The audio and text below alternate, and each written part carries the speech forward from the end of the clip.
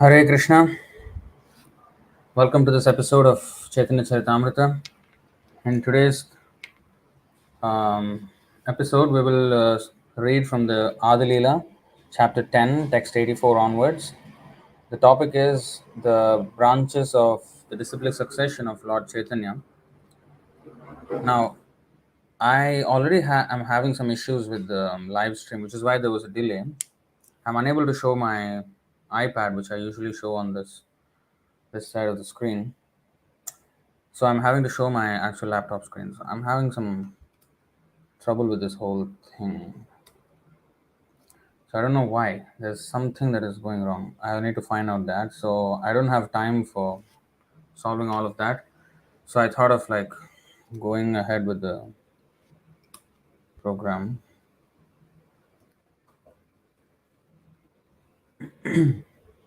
Om Namo Bhagavate Vasudevaya. Om Namo Bhagavate Vasudevaya. Om Namo Bhagavate Vasudevaya. ॐ अज्ञानतिमिरान्धस्य ज्ञानाञ्जनशलाकया चक्षुरुन्मीलितं येन तस्मै श्रीगुरवे नमः। श्रीचैतन्यमनोभीष्टं स्थापितं येन भूतले स्वयं रूपः कदा मह्यं ददाति स्वपदान्तिकं।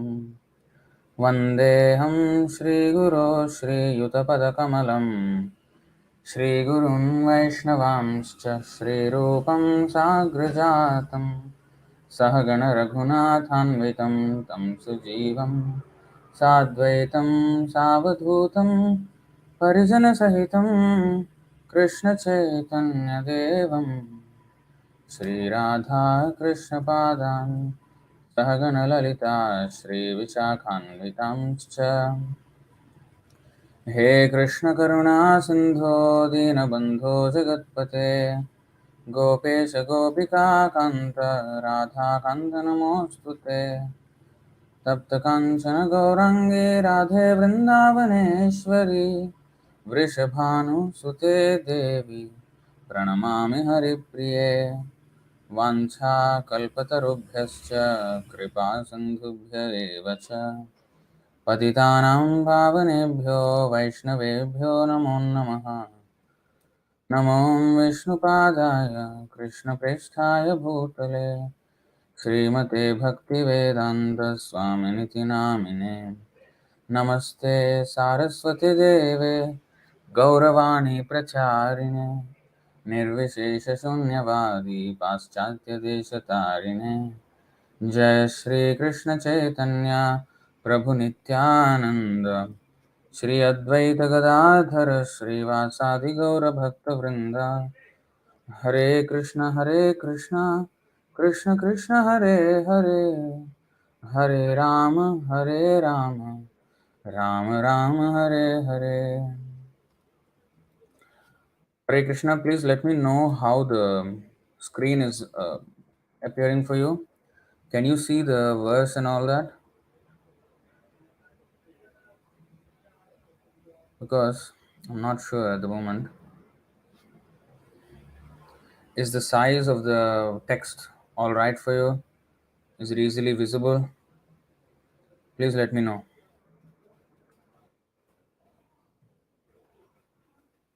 Okay.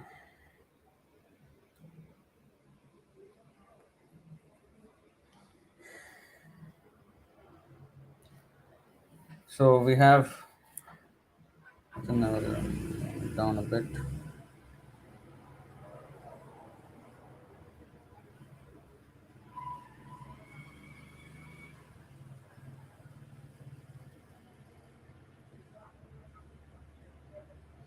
So Adi 10.84 visible. Okay. All right. So 10.84. अनुपम वल्लभ श्री रूप सनातन एतीन शाखा वृक्षेर पश्चिमे सर्वोत्तम. On the western side were the 43rd, 44th, and 45th branches, Sri Sanatan, Sri Rupa, and Anupama. They were the best of all. So these are, of course, our Goswamis and their brother, Rupa Goswami, Sanatan Goswami, and also Anupama. Anupama's son was Jiva Goswami, but Anupam he passed away. Anupam Thakur, he passed away early when he was coming with Rupa Goswami down south from Vrindavan, I think, to Jagannath Puri. Somewhere along the path, he passed away suddenly. The cause of his passing away, I don't know why. Not much is mentioned in the Chaitanya Charitamrita as I know it. Maybe there is, but I don't know. So, purport. Sri Anupam was the father of Srila Jiva Goswami and younger brother of Sanatana and Rupa Goswami. His former name was Vallabha, but after Lord Chaitanya met him, he gave him the name Anupama. Because of working in the Muslim government, these three brothers were given the title Malik. So, this word Mullik, we understand that actually this is Malik. Let me see if the camera is all right. I think there is something covering. Okay. So this is not actually Mullik or Malik, it is Malik. So we'll continue with that. These three brothers were given the title Malik. Our personal family is connected with the Maliks of Mahatma Gandhi Road in Calcutta, and we often used to visit their Radha Govind temple. They belong to the same family as we do.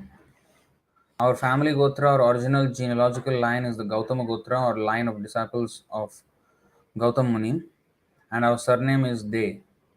But due to their accepting the posts of zamindars in the Muslim government, they received the title Malik. Similarly, Rupa, Sanatan, and Vallabh were also given the title Malik. Malik means Lord. Just as the English government gives rich and respectable persons the title Lord, so the Muslims give the title Malik to rich, respectable families that have intimate connections with the government. Thus, the title Malik is found not only among the Muslims but also among the Hindu aristocracy. This title is not restricted to a particular family but is given to different families and castes. The qualifications for receiving it are wealth and respectability.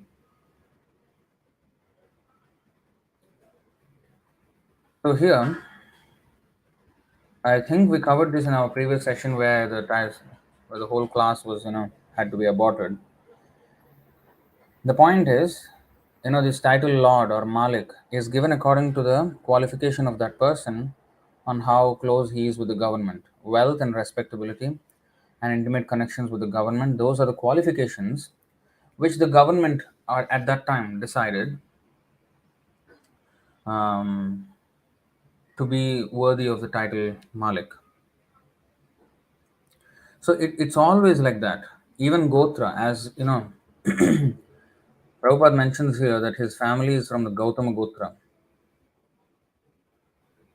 So they are from the Gautam Muni, a line of disciples. You see, again, Gotra is not a family birth lineage. This birth thing has somehow come about in our Sanatan Dharma, which is now called Hindu Dharma.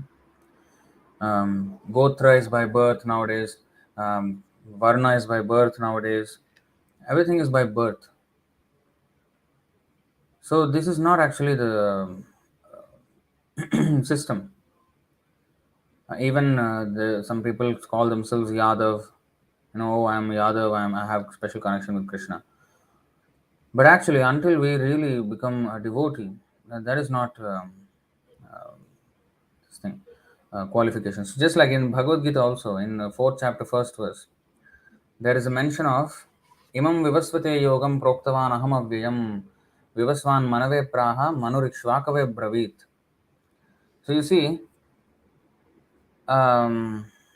Vivasvan heard it from the Lord, and Vivasvan taught it to his son Manu, Vaivasvata Manu, and he in turn taught it to his son Ikshvaku. So now that is a family lineage. And even if you see Bhaktivinoda Thakur and Bhaktisiddhanta Saraswati Thakur, they were in the family. And Brahma and Narada, they are also father and son. Now, although there are instances where father and son may be in the parampara, but if you see Imam Vivasvata Yogam Proktavan means said. The Lord spoke to him. Vivasvan Manave Praha again means said. And Manu Rikshvakave Abravit again said. Abravit means said. So, this saying or the teachings, the passing down of teachings is what is actually the Gotra, the Parampara.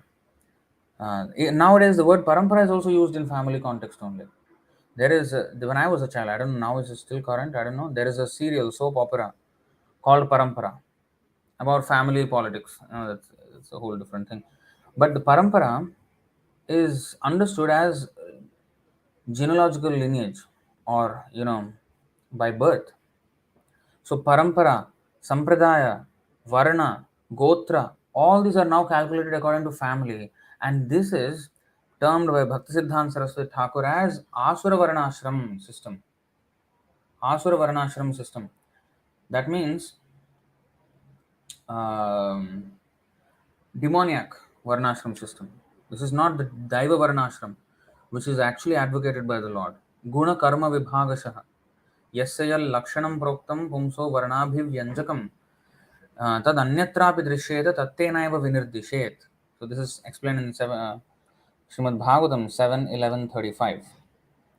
So yasya lakshanam proktam. So this according to qualities lakshana, and according to in Bhagavad Gita Krishna says guna and karma vibhagashaha. So it is never the birth that was the determining factor, although in the Vedic system it is one of the qualifications. The Brahmin birth is one of the qualifications of becoming a Brahmana. Um, but that requires Garbhadan Samskar.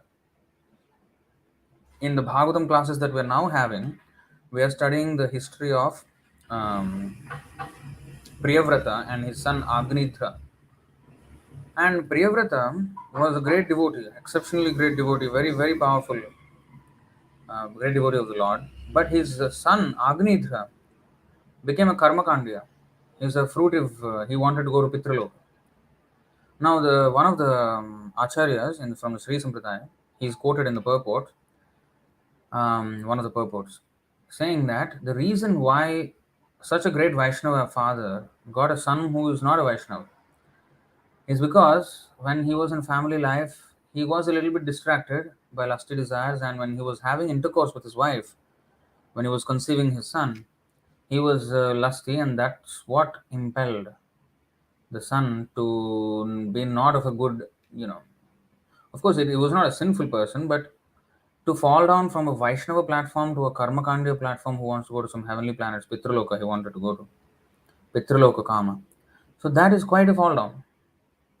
Although he did not go out of Vedic this thing. But the Acharya explains that this is the reason. So one's conception, how is he conceived, with what conception, with what mentality he was conceived by the father and mother, and at what time, all these things matter. It's a very subtle science. Kashyapa Muni and Diti had sexual intercourse at a wrong time in the evening during twilight. And Kashyap Muni was telling her, no, we should not have it this time. This is very inauspicious. But her lust was so overpowering that she could not control herself. And she obliged her husband to have intercourse. And when they had, even immediately after the intercourse, Kashyap Muni said that there are two souls in your womb now, and both these sons, when they grow up, when they come out, they will be greatly demoniac persons.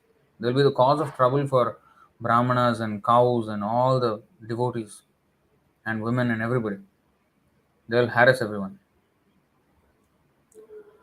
So this was the prediction of Kashyapa, and it happened to be true.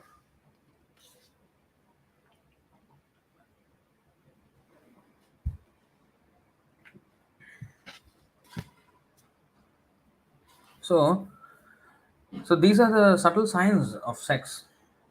None of this is known in proper, today's line.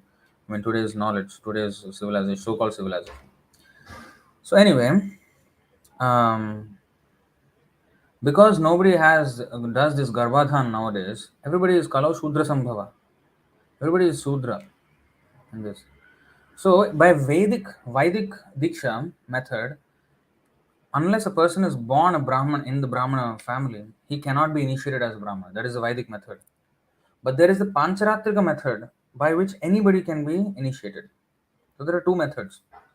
In the Vedic method, yes, birth is one of the criterion. It's not the only criterion, one of the criterions. It's not such an important criterion. In fact, the other day I was reading one quote from Bhaktisiddhanta Saraswati Thakur. I don't know how to take it out now. I don't know where I saw it. So he was saying that one's position, spiritual position, is not decided by the accident of one's birth. So it is one's disposition towards spiritual life, one's attitude towards spiritual life that actually, determines whether what jati or kula. Kula is another word. Kula all usually is understood as family. Kula devata. Kula means usually family. But no, there is also not. Oh, I'm always touching this iPad. No, wait a second. Um, Samrati. Sam.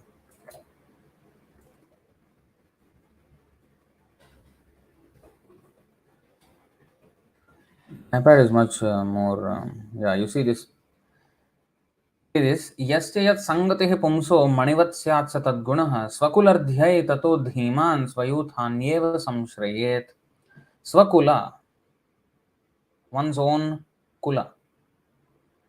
Now, as the qualities of a nearby object are reflected in a crystal, one similarly takes on the qualities of a person with whom he associates. Therefore, in order to increase one's devotional sentiment in his own line, a wise person should take shelter of those who have the same temperament. So, the one who have the same temperament, they are called Swakula. The ones with the same interest, the same temperament. Now, I'll give you another one. Let's see.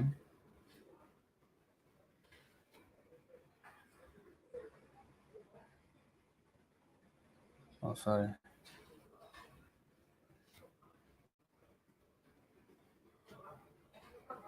श्रीमद्भागवतार्थानाम् आस्वादो रसिकैः सह सजातीयाशये स्निग्धे साधौ सङ्गः स्वतो वरे सजाति जाति जातीय आशये. Now you see, let's see the sajatiya, similar disposition. Again, jati is usually understood as family, but no. Even until the British occupation of India, there were so many jatis, barbers, and usually farmers or cloth weavers. There were so many, and they're all according to their job. Usually, the family they take up the same occupation as well. Like even in Jagannath Puri, if you now go, there are families. Suppose they are cooks, their descendants also become cooks in the Jagannath temple. Because so that means they actually carry forward the same occupation, the culture, the service. That's how they actually take up. But if I don't continue, if I do something else, how can I be still considered a cook if I'm not cooking? If I'm doing some engineering, how can I be considered a cook? I can't be. Even in the Rath Yatra, Rath construction, the wheels are done by certain family. The cloth canopy is done by certain family. The wood is sourced by certain family. So in this way, in Jagannath Puri and in many parts of India, especially rural India, these kinds of systems are still in place, kind of, sort of. So jati is again similar. In today's modern aspect, in a modern context, we have Facebook groups surrounding similar, or clubs, football club, cricket club, so they are clubs based on interests or their professions or their, some kind of a similarity. So this is the natural thing. So we group together based on interests and not really based on family. Sometimes, yes, we bear with our family actually many times, but our interests may be different. We may be more closer to a person who has a similar interest of as us than to our own family member sometimes. That is so common. So we consider that person as more of our kind than our own family member if they have different kind of ideas. So, and that is how Krishna also, that is how even Krishna decides who is a Brahmana, who is Kshatriya, who is Vaishya, who is Shudra. And who's Mlecha, Yavana, Chandala, all these are based on qualifications, never by birth. Never by birth. Jati, Kula, Parampara, Sampradaya, Gotra, Varana, all these are based on qualities, guna karma, merit. Ours is a meritorious society, merit-based society. It is not based on just, you know, what is the word called? Nepotism. It is not based on nepotism. Nepotism is when one's son, like for example, Amitabh Bachchan is an actor, his son becomes an actor, and his son becomes an actor, even though he has no acting qualities. If I'm just saying, I mean, I'm not pointing to someone, but even if he doesn't have, or if suppose Sachin Tendulkar, he's a cricketer, suppose his son is also cricketer, but may not be as good as him, or maybe if he or his son maybe something else now, maybe he becomes a lawyer. So he becomes a lawyer. He's never admitted into the cricket ground and as a player, never. He's not admitted.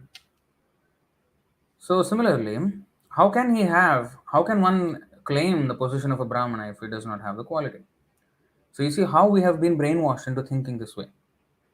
Gotra means actually disciplic succession. I have explained this one time. Gotra, very nice. Thing. It's actually disciplic succession. Yatkrito Gotra Dharma. Krishna protects Gotra Dharma.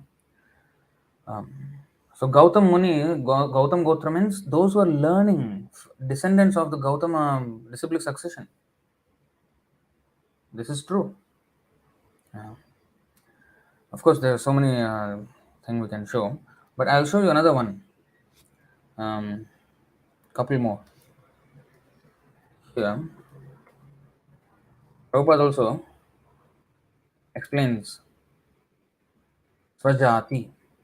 This actually is taken from this 22:131 is only 22:131. Just now we saw Srimad Bhagavatarthanam Asvado Rasikai Hisaha Sajati Ashaye Snigdhe Sadhau Sangha Swato Vare.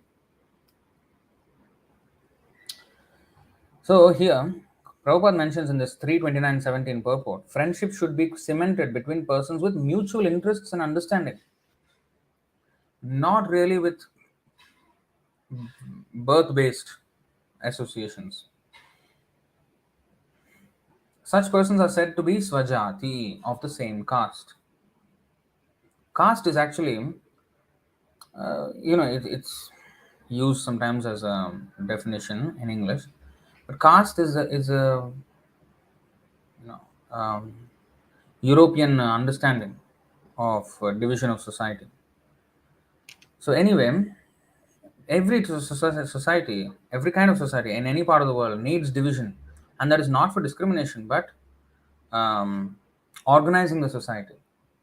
Just like in any company, we have organization, structure, hierarchy, and like all different kinds of people have different responsibilities with different skill sets, and they are meant to do their work in the company. It's all merit based again. So here, friendship should be cemented between persons with mutual interests and understanding. Such persons are said to be swajati, of the same caste. The devotee should avoid a person whose character is not fixed in the standard understanding, even though he may be a Vaishnava or a devotee of Krishna. If his character is not correctly representative, then he should be avoided. One should steadily control the senses and the mind and strictly follow the rules and regulations, and he should make friendship with persons of the same standard. See that?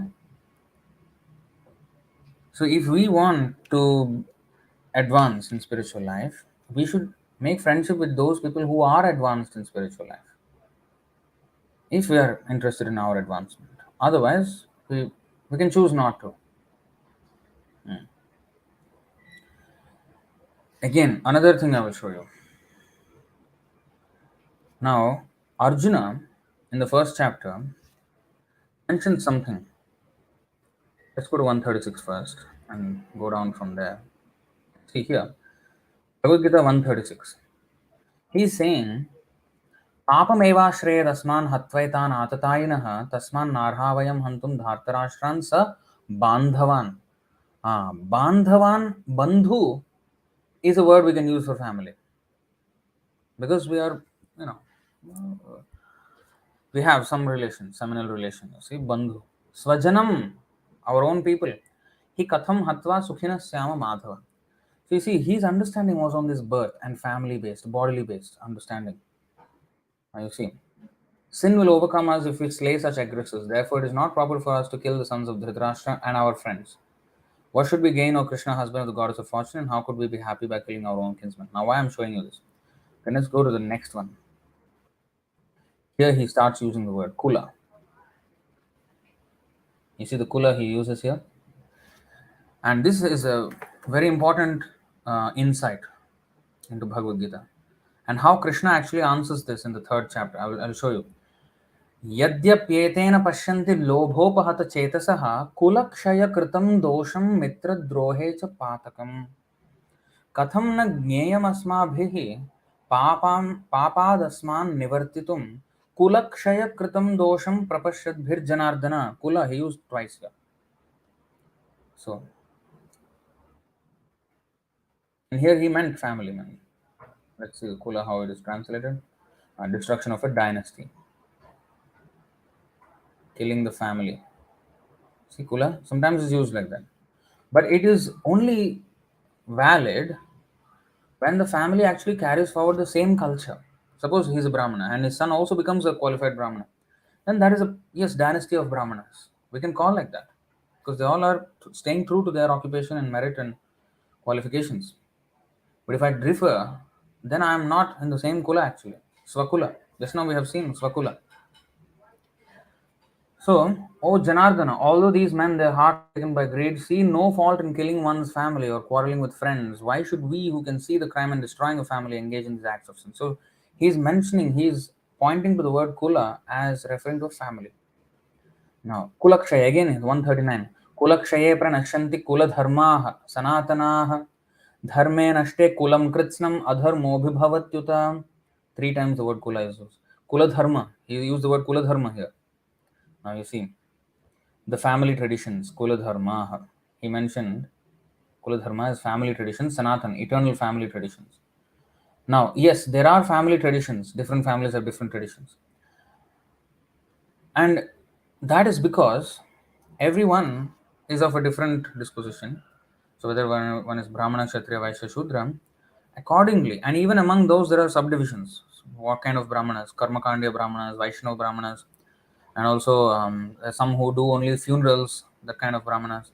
So different classes are there. Some are doctors, Vaidya, something like this. So Kula Dharma Sanatana. So eternal family traditions. But actually, family traditions come from where? Saha yajñāh prajāh srishtva purovacha prajapatihi. So, as living entities were created, the process of yajna also was created. That means the process of religion. Karma brahmodbhavam vidhi, brahmakshara samudbhavam. So, our activities, our dharma, whatever is there, that is, enunciated in the Vedas, and Vedas come from the Supreme Personality of Godhead. So, according to the level of one's, advancement or the influence of the modes of material nature, one is, born in a certain family, and he carries forward that kind of mentality and occupation and everything. But with Sankara, Varna Sankara, so that we will get to. So Varna Sankara, when that happens, then there is mixture. So how to ascertain what Varna he belongs to then? So then the qualifications become even more prominent, more important, because the birth is mixed.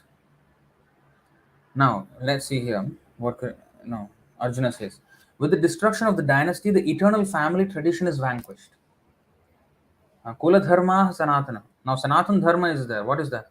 Ultimately, Sanatan dharma is to serve the Supreme Lord. Jiver Swarup Krishna Nitya Das. Nitya and Sanatan is the same. We are eternal servants of Krishna. That is our Sanatan dharma. But because of our influence of the modes of nature, we are given certain dharmas with our family or with our mentality. Shaktas, there are Shaivites, there are Vaishnavas, of course, and then there are other tantrics, there are ghost worshippers and forefather worshippers, and even among devata worshippers there are so many different kinds in this way. Now here he's saying, with the destruction of dynasty, the destruction of family, the eternal family tradition is vanquished, and thus the rest of the family becomes involved in irreligion. Adharma bhavatyuta. So his idea, his postulation is that irreligion breeds because of a destruction of a family. So therefore, we should not kill the men of the family, because next verse he says more clearly, अधर्माभिभवत् भवात् Krishna प्रदुष्यन्ति कुलस्त्रियः स्त्रीषु दुष्टासु वार्ष्णेय जायते वर्णसंकरः. So women, when irreligion is prominent in the family, O Krishna, the women of the family become polluted, and from the degradation of womanhood, O descendant of Vrishni, comes unwanted progeny. So with the when the men are killed in the battle, so there are so many women will be remaining unprotected, and they may adopt irreligious methods. And then when they become polluted by such irreligious method and they become unchaste and irreligious, then the degradation of womanhood will cause unwanted children in the future due to illicit connections, due to, even if it's so-called licit, I mean, even in the family. But if the woman is not properly trained, because she is going to take care of the children most of the time, and so how the upbringing of the children will be if she is not religious, if she is not together in her culture. Suppose even in marriage, suppose husband and wife have a child, and the wife is not a devotee, is atheist. Suppose how the child will be. If a father is atheist, the child still has chance because he is brought up by the mother in the first place, and the first few years he spends with the mother, and usually more close to the mother in the, because in the household the mother is the one taking care of the children. But if she herself is atheist, what values will she impart to the children? There is no basis, there is no anchor. She will think whatever is right in her own idea, and then that she will inject into the children, and then they will grow up with irreligion. So in this way it happens. You see, of course, if the husband can train the wife, and then if she's chaste, and if she's religious, then of course there's good chance of good progeny. But if this is not happening, then everything becomes so. There is a point, but this religion is not based on family all the time. Especially so in Kali Yuga. And even in bygone ages, like Vishwamitra, he was born as a Kshatriya, but he became a Brahmana. Ravana, he was born to a Brahmana, but he became a Kshatriya, and of course, a Rakshasa. So, one can, and Prahlad Maharaj, born of a Rakshasa, became Vaishnava. So, it's always with the qualities. Narsimadev never said that, oh, you are son of a Rakshasa, you are also Rakshasa, get lost. No, he came to protect Prahlad. How great! He is Daitya. Bali Maharaj in the demon family dynasty, but he's a great devotee, Mahajan. So, family doesn't matter so much. Family doesn't matter so much. Again and again. Now, next, let's look at the next one. So, his understanding of Varna Sankara. Varna Sankara will, unwanted progeny will come because of destruction of family. So, it appears he has a good point. I mean, but you see how Krishna presents a much higher perspective. Now, let's continue with this, Arjuna's argument first. Sankaro narakayaiva kulaghnaanam kulasya cha patanti pitaro hyesham luptapindodakakriyaah. An increase of unwanted population certainly causes hellish life both for the family and for those who destroy the family tradition. The ancestors of such corrupt families fall down because the performances for offering them food and water are entirely stopped. So this is another valid consideration. Again, kula. How much he used the word kula here in these few verses. दोषैरेतैः कुलघ्नानां वर्णसङ्करकारकैः उत्साद्यन्ते जातिधर्माः कुलधर्माश्च शाश्वताः.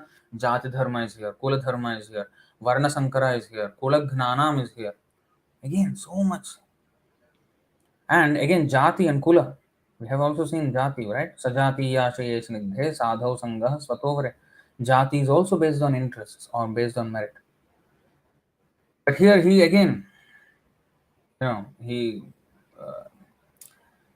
attributes it to a family connection based on the body.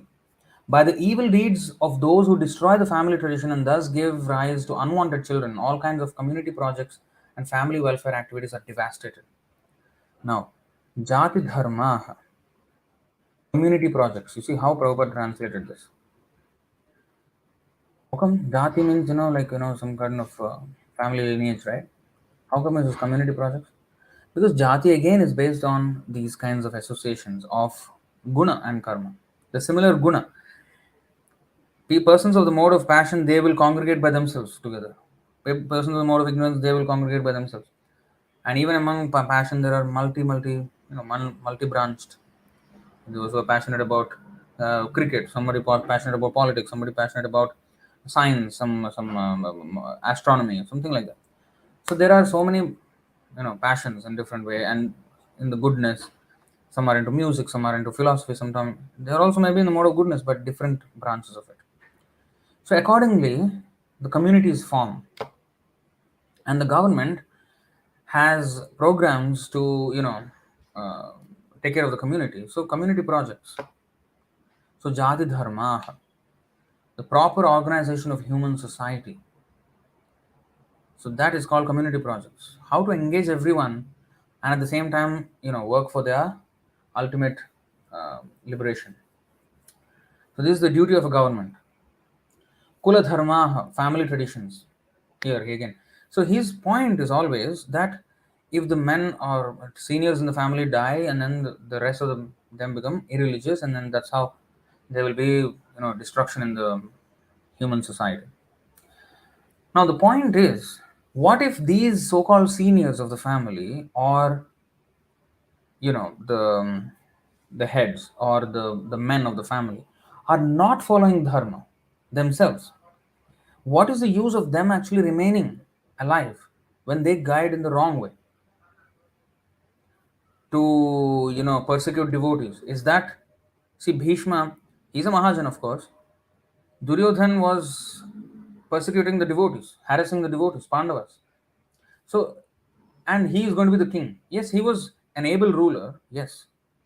But if his kingdom is based on usurping a kingdom of the devotees, he is a Vaishnava Aparadhi. How can he be a leader? A leader should be a representative, Naradeva, representative of God, Krishna, in human society. And if he sets an example where he is harassing devotees, that is the worst thing, worst leader. So if such men are alive, what is the use? How will the families, you know, uh, what is the use of jati and kula dharma and all these things when the seniors are not following? If the seniors are following, yes, he has a valid point.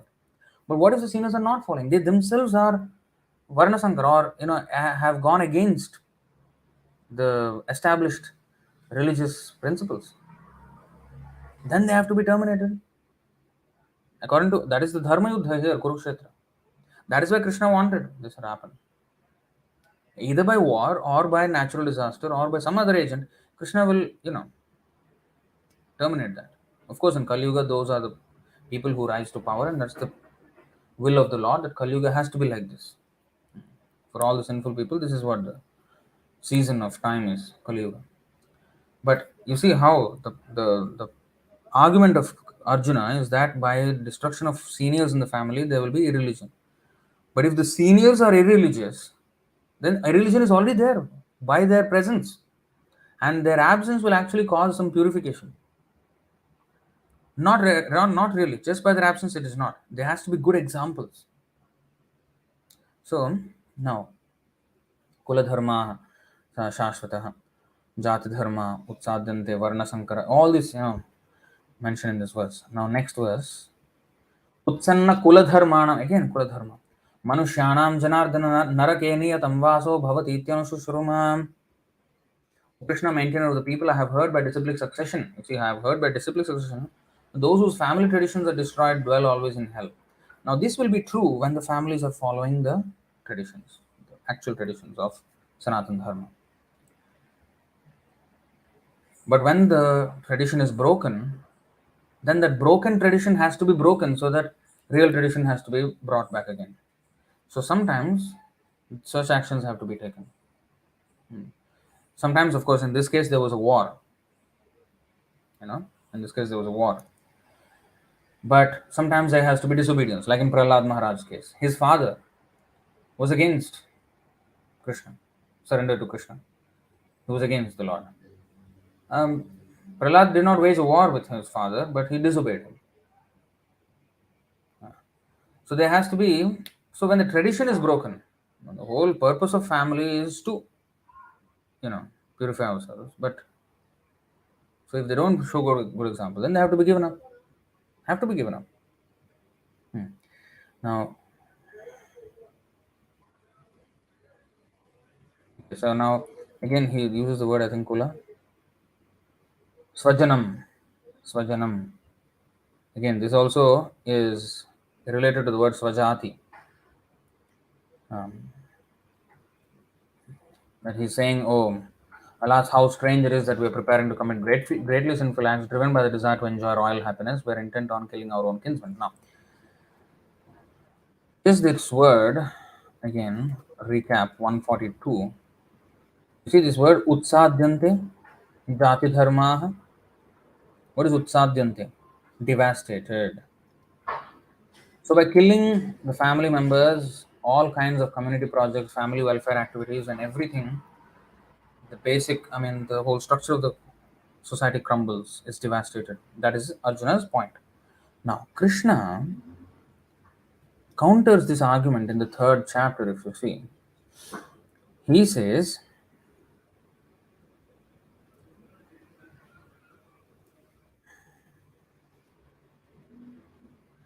he says, he starts off this chapter um, because Arjuna asks the question, what is better, buddhi yoga or by applying intelligence or acting by karma? So Krishna first says we must do our duty because we are all obliged because we are taking so much uh, facilities from the Lord through the agency of the demigods, and therefore we have to offer back to them in the form of yajna or sacrifice. Um, but then he says, Yastva atmaratireva sad atma triptascha manavah atmanyeva cha santushtas tasya karam na vidyate. And naivatasya kritenartho nakruteneha kaschana nachasa sarvabhuteshu kaschidartha vyapashrayah. 3:17 and 18. He says there that yes, one has to follow yajna, and if he doesn't follow, then he will commit sin. But one who is self-realized, he doesn't have to perform this yajna. He is not dependent on any other living entity, on the demigods or whatever. He is already, by his devotional service, he is already doing everything. He doesn't need to extraneously do any yajnic process, karma kanda stuff. But still, he says, Krishna says, he has to act and show example so that he will lead others into proper action. And in that context, he says, you see, Arjuna, even I, Krishna, I have no duty in this world. Actually, let's go to that. First, we'll go to 321, where he says, Yadyad acharati sreshthas tattadevetaro janaha sayat pramanam kurute lokastad anuvartate. Whatever action a great man performs, common men follow. And whatever standards he sets by exemplary acts, all the world pursues. So, so, and I mean, if you take the verse before this, he says, कर्मणैव हि संसिद्धिम् आस्थिता जनकादयः लोकसङ्ग्रहमेवापि सम्पश्यन् कर्तुमर्हसि. He quoted here the example of Janaka Maharaj, who is one of the Mahajans, who is Vaishnava, who has nothing to do with this material world. But still, you see, kings such as Janaka attained perfection solely by performance of prescribed duties. Therefore, just for the sake of educating the people in general, you should perform your work. Krishna is putting the point forward now. How education of the people will happen? How will people be properly directed? Not just by having families. What if the families are irreligious? So they're not properly directed, right? So how will people be properly directed in the aim of life? Educating means here we are not talking about this stupid education of today, which is just teaching us how to earn a livelihood and how to find a girlfriend in the college and get married and then live a life of a dog. That is not the education we're talking about. We're talking about the education of life. Who am I? And who is God? What is my relationship? How to cultivate it? What are the techniques? Association with devotees, everything, all these things. So that education, Atma Tattvam. So how to do this? How to lead people in the right way? Not just the knowledge, but also the action. So therefore, just for the sake of educating the people in general, you should perform your work. Yes, as Vaishnava, Arjuna, you are beyond all this work. You are not a Kshatriya, you are above. Naham varne nacha grihapatir no varnastho yatirva. What is the first line? Um, Naham vipro na cha narapatir napi vaishyo na shudro. Naham varne nacha grihapatir no vanastho yatirva.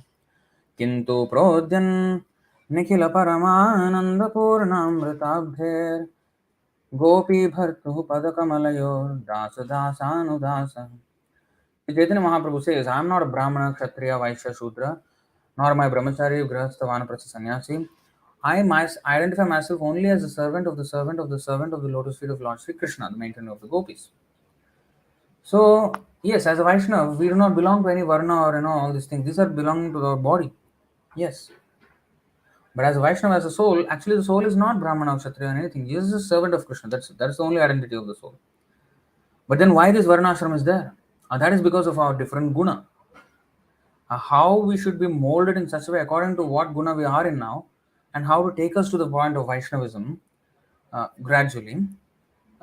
To organize that, there is this Varnashram system. So, Arjuna is a Vaishnava. I mean, he is a personal friend of Krishna. He has already attained love of Godhead. There are 5 rasas. There are Shantaras, Dasaras, Sakhya, Vatsalya, Madhurya. And he's already situated in Sakhyaras, Prema, love of Godhead.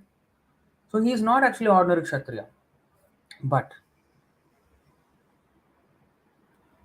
for educating people in general, just for the sake of educating, you should perform your work. Another example is Kunti Devi. She, mother of Pandavas, she referred to herself as a less intelligent woman.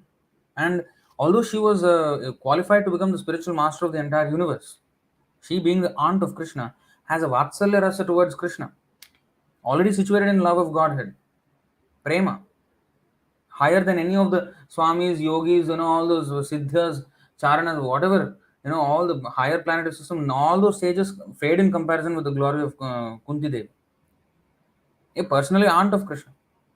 Those sages in the higher heavenly planets, demigods, they don't have this opportunity at all. So, although she is capable of being a spiritual master, she still kept herself as a Sri Dharma. And even though the uh, Pandavas, when they went to the forest, she also followed them because she thought, okay, I should be under the protection of my sons. Because a woman should be under the protection of father or husband or grown up sons. So she stayed under the protection of her sons. Although she was not banished to the forest, only the Pandavas were. But she went with them because she's showing by example. Oh, Kunti Devi did this, so we should all follow. So other women will follow. Role models.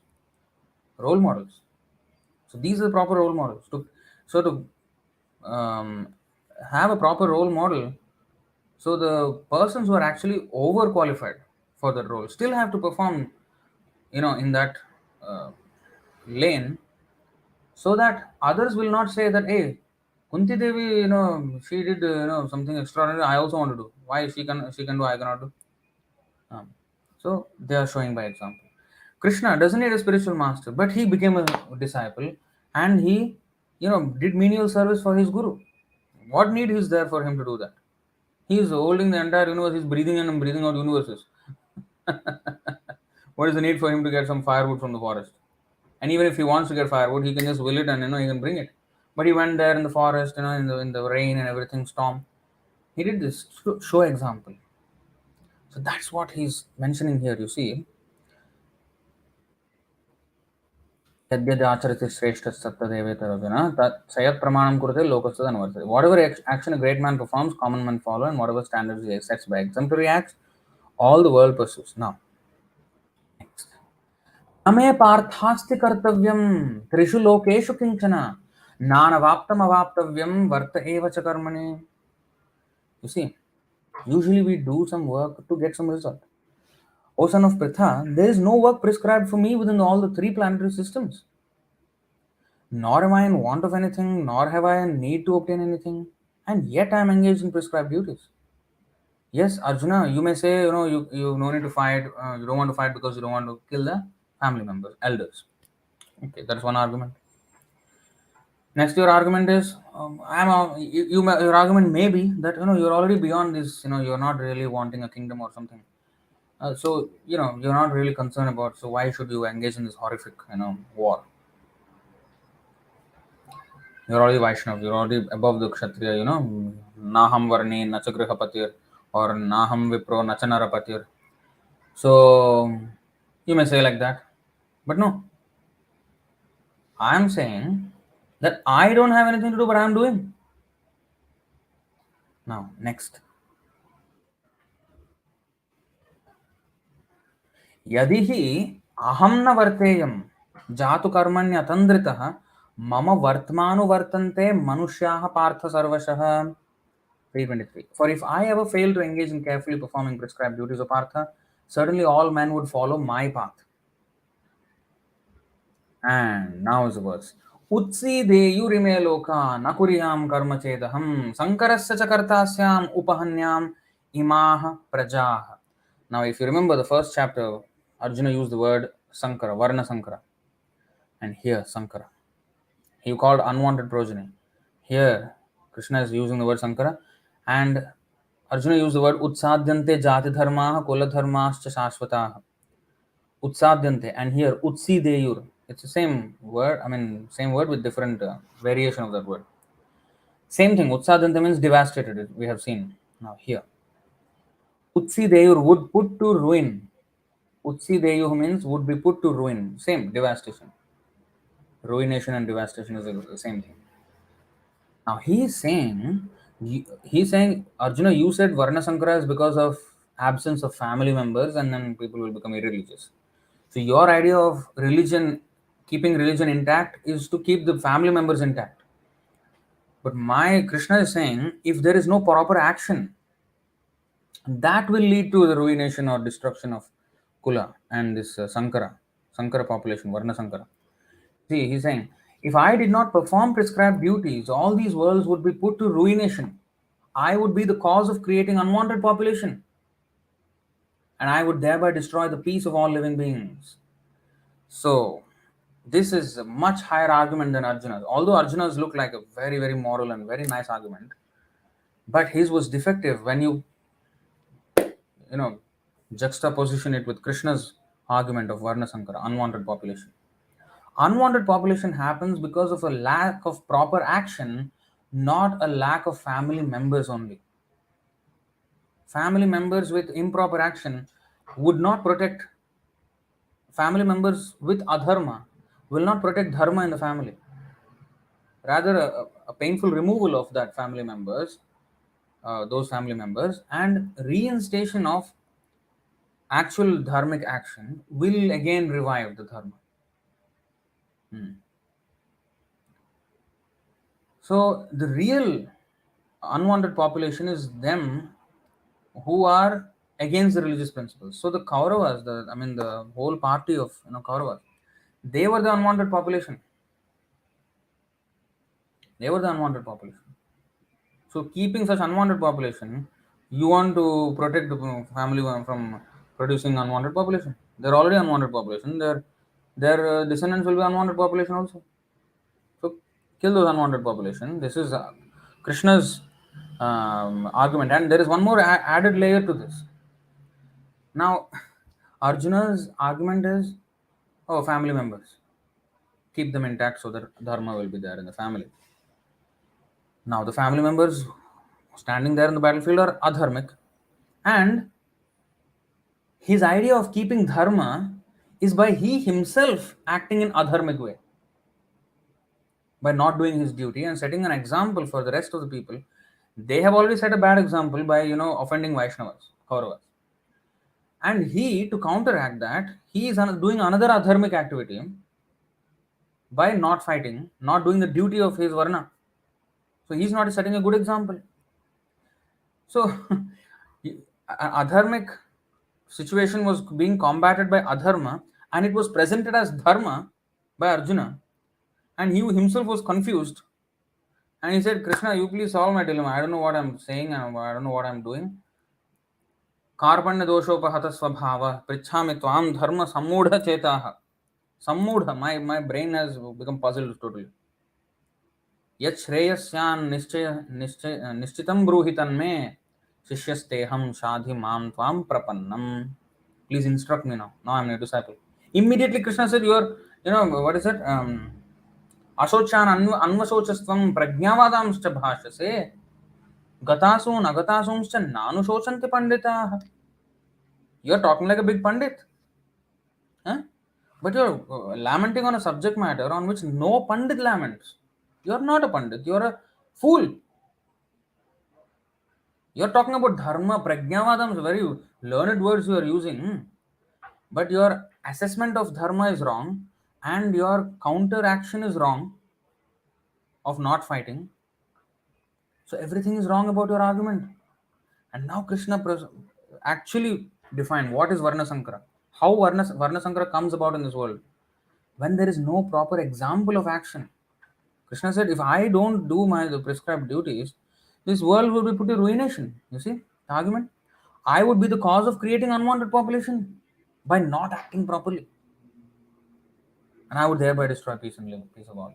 So this is again coming back to the same point of Gotra, Varna, Kula, Jati, Parampara, Sampradaya, and now Varna Sankara. All these are always merit based, action based, not by birth based. How to preserve dharma is also not by just family, but by action, by the proper knowledge and action. The sampradaya may have family members in some cases, but that is because manave praha manurikshvakave bravit, abravit is spoken. Knowledge has been passed down. Knowledge means both of understanding, philosophical knowledge and practical knowledge of how to apply it in life. This is being passed down, and that is when it is alive. Otherwise, it is not alive. Gotra is not alive, Varna is not alive, Jati is not alive, Kula is not alive, nothing is alive. So it's always based on merit, always based on guna, karma, vibhagashaha. This is very important to note. Yatkrito gotra dharmaha. Krishna, he establishes disciplic successions. This is stated in the 10th canto of Bhagavatam. And that's why in the Bhagavatam, there is this verse.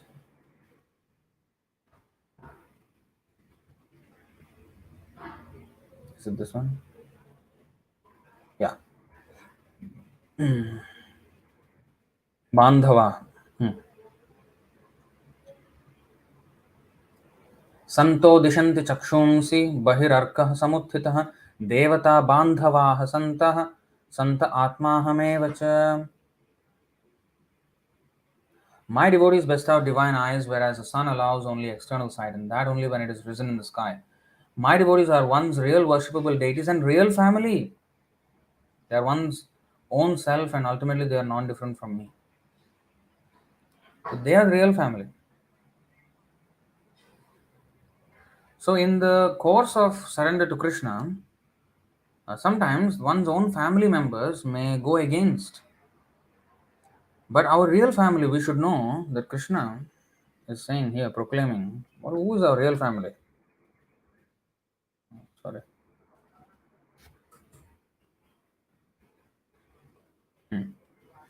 Krishna says, Pitahamasya jagato mata dhata pitamaha vedyam pavitram omkara riksama yajurevacha.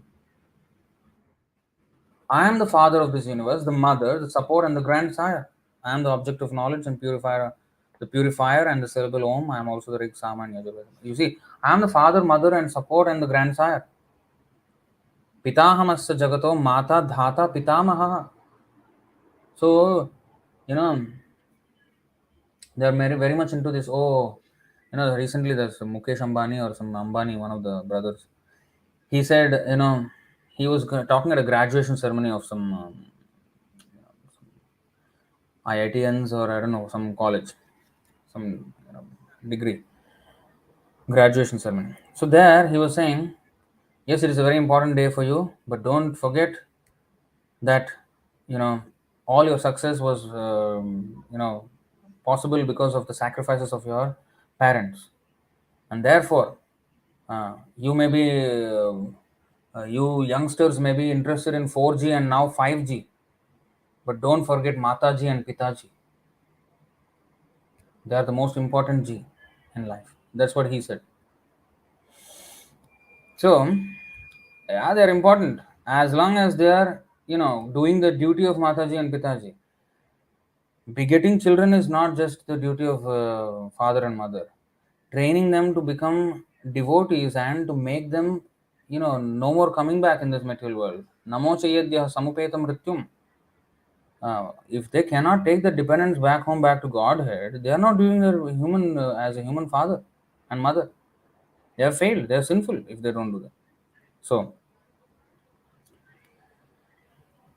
and even if you say Pitaji, Mataji, who's our real Pita? Pitahamasya jagato mata dhata pitamaha. Krishna says, I am the Mata, I am the Pita. Rascal, Krishna is saying. Hmm. So who is the real father and mother? Okay, this life, father and mother, so and so. What about previous life? What about next life? How many millions of lives we have taken? Which father and mother? Real father and mother is Krishna. Krishna has been waiting for us. So, undue respect for Mata and Pita, when the Pita and Mata are not doing their duty, this is where our society has failed. This is where our society has crumbled. We are just ceremonial worship of elders. Elders means they have to act like elders. They have to act like wise people.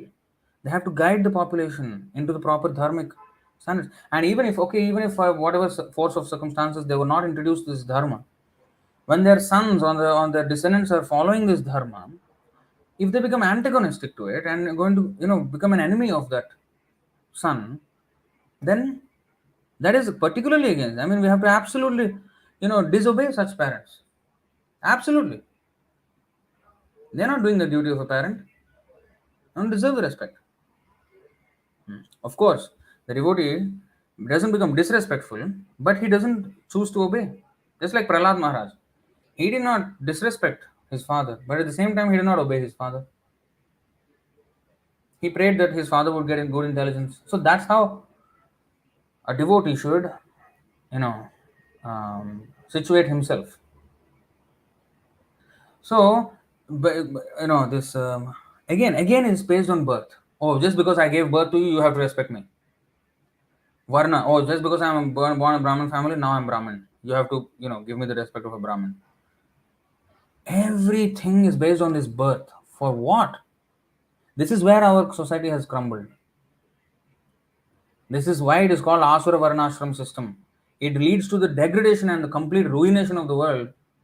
The entire world is now suffering. Whatever Ukraine war or whatever is going on in this world is because the Indians, the so-called Bharatvasis, have failed to first of all preserve the culture, the knowledge, the Krishna consciousness, and spread it to the world.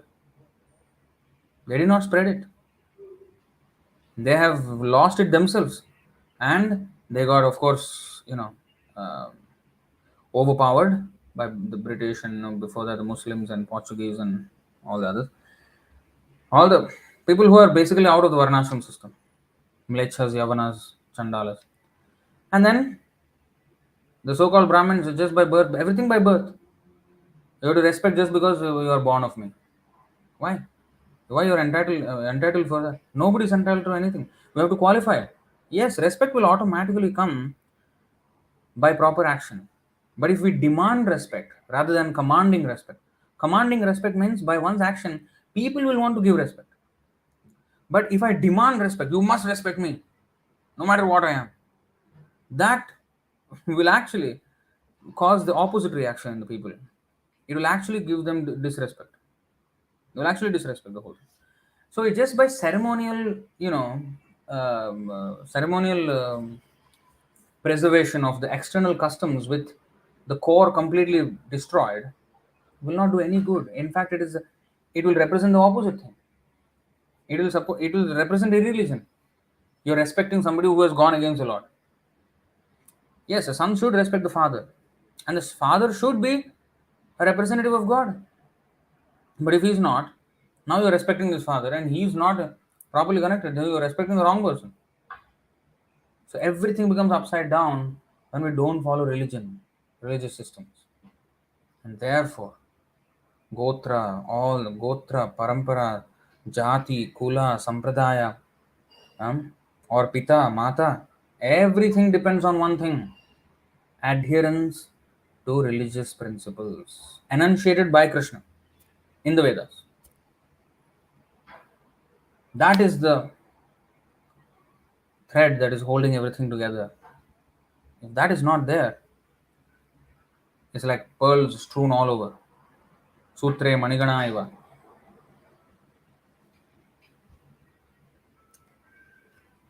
Alright? That's a whole rant on Kula Dharma and Kula and everything.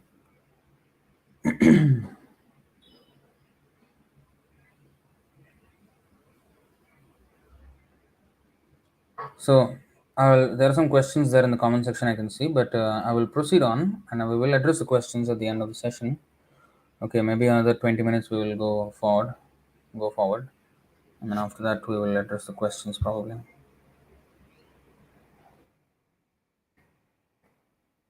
If we go all the way back, yes, here.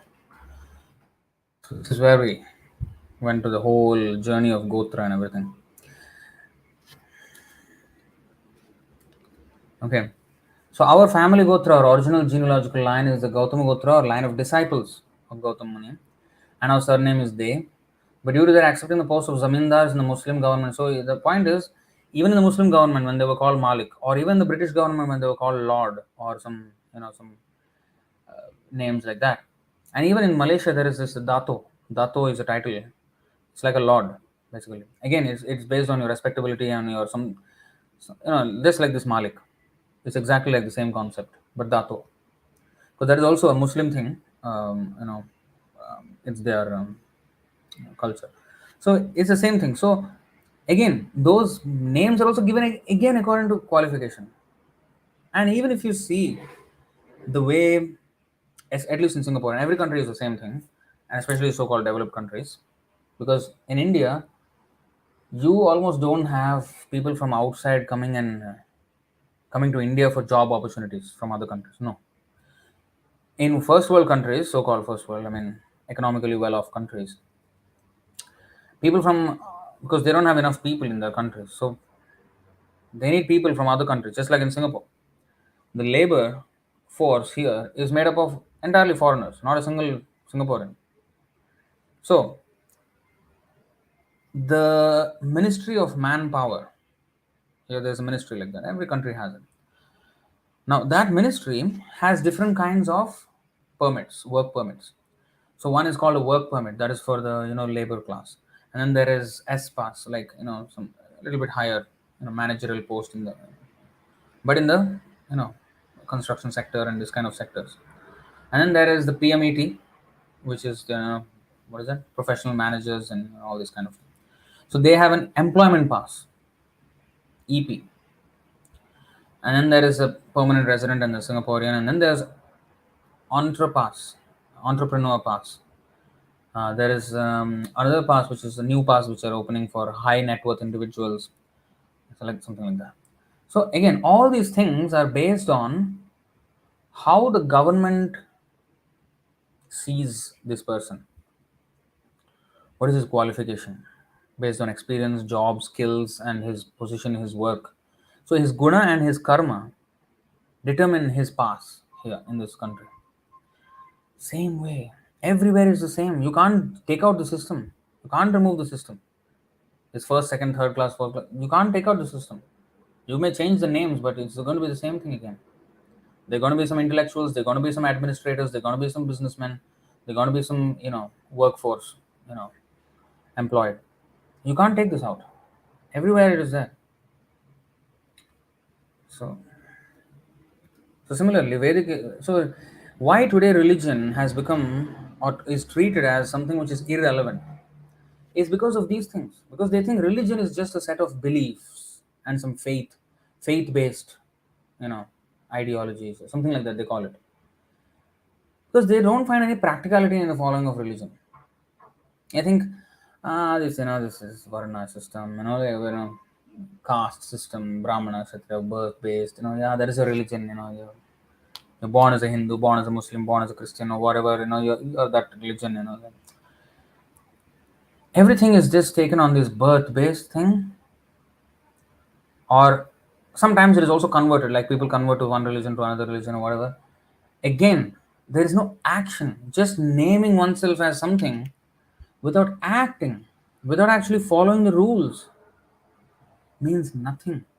But because today's religion is based on this asura mentality of just namesake, everything is just namesake. There's no action, underlying action of that.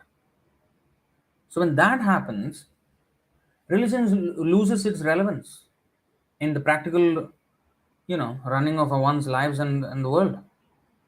It doesn't hold any, relevance. So it becomes a thing that is tolerated because it has been handed down from the past. So you know what, you practice religion, but government doesn't support religion. They say secular. Secular means what? They don't support any religion. You do it as a private affair, but education is something which is the skill based and everything. You need to become a workforce of our country. You have to be productive to our country for our interests, for our taxation, for our wealth or whatever it is. There is no aim of life. What is the actual aim of life? Nowadays, the aim is to just get a good GDP, a good economic situation. That's all. That's all that matters nowadays. And every activity is just geared towards that. They do not know. Nate vidu swarthagatim hi Vishnum durashayaye bahirarthamanina.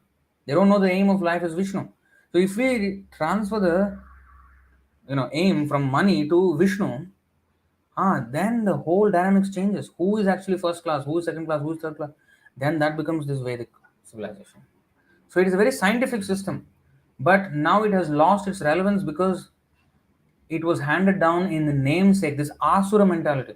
Oh, I'm Brahmin by Brahmin, oh, Varna, this Jati, Kula, everything is by birth. Then it doesn't make any sense anymore.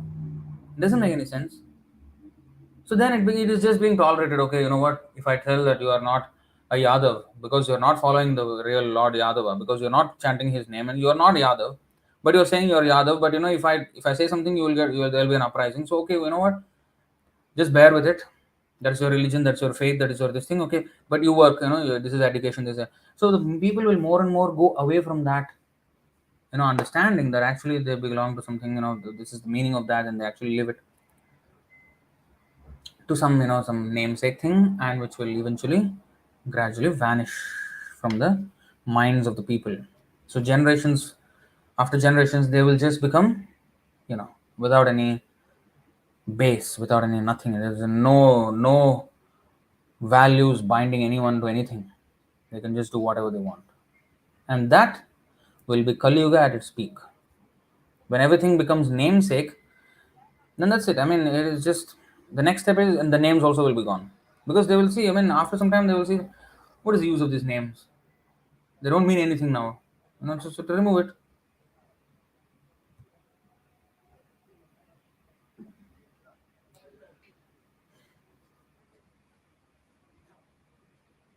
So this is very important.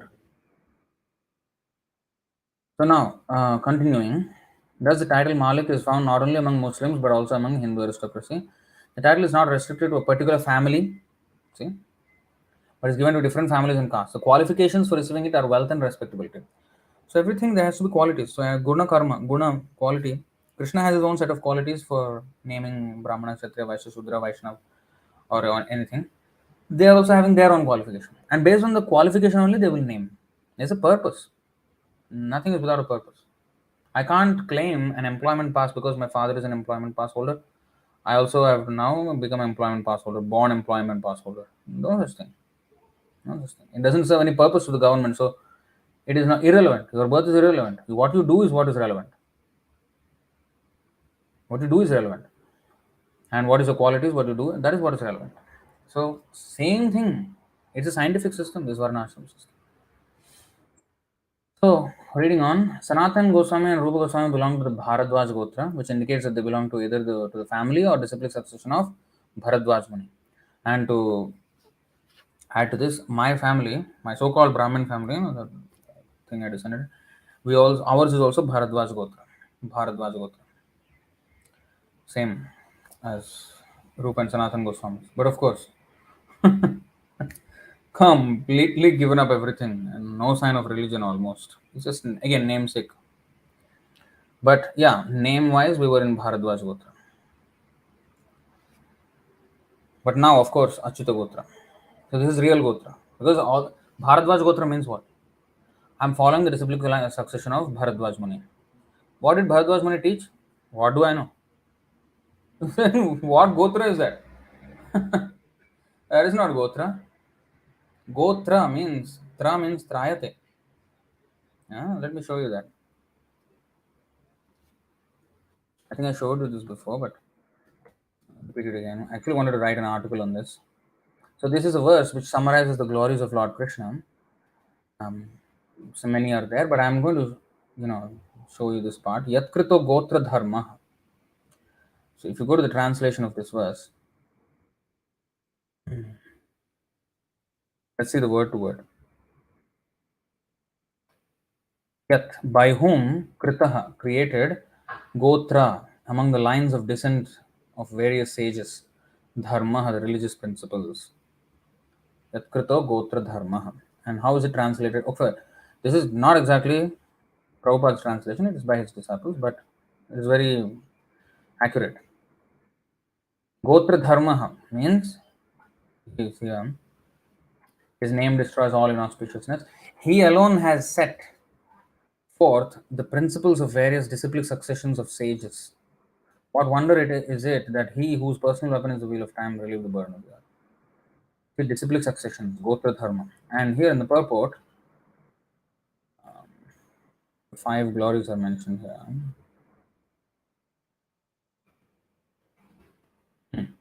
Fifth, Lord Krishna solidly reinstated Dharma, the bull of religion, on his four legs of compassion, austerity, cleanliness, and truth.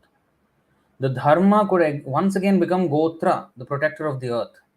Now, if you remember, Krishna, before his advent, the personality of the earth, the personified earth, she went in the form of a cow to Brahma, saying that, I'm totally burdened, overburdened by unscrupulous rulers who are not devotees, who are not religious.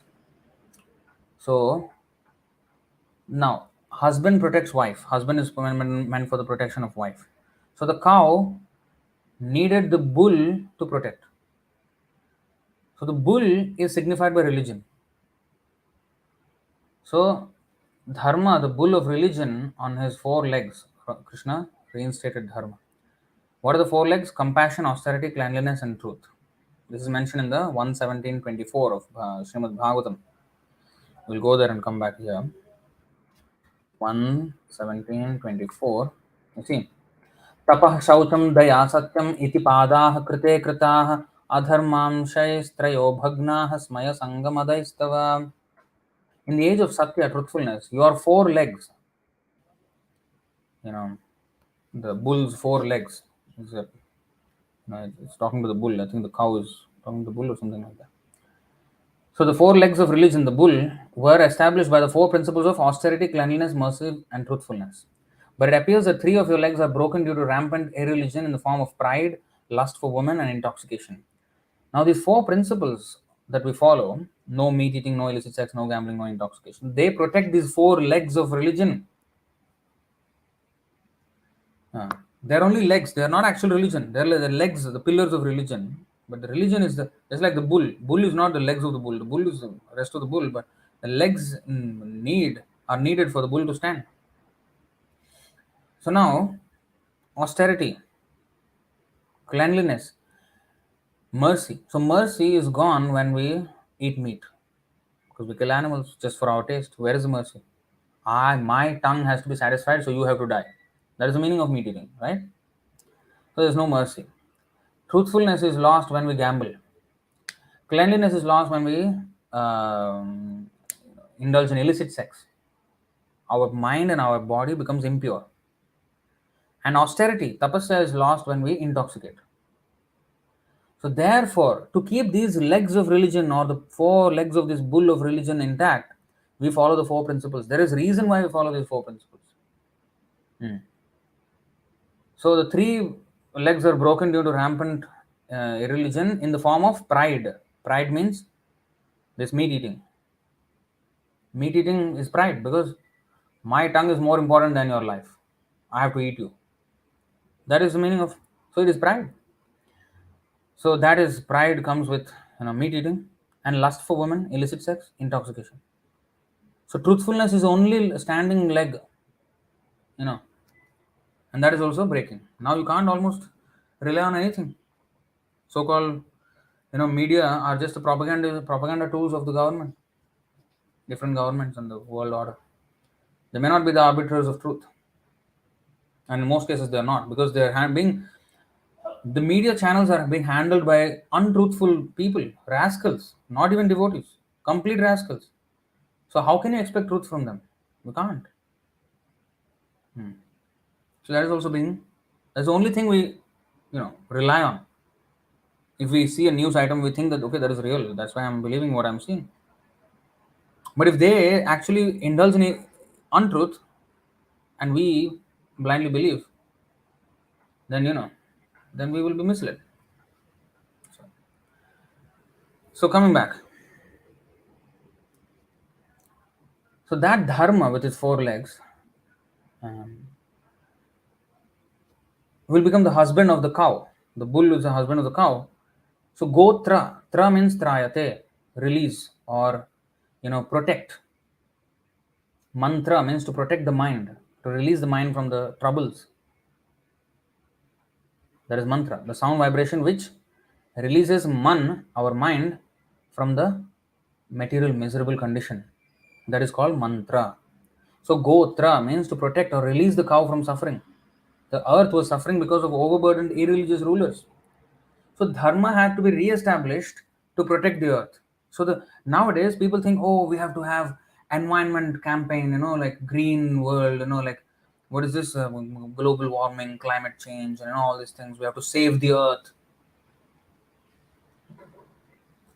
This is Gotra.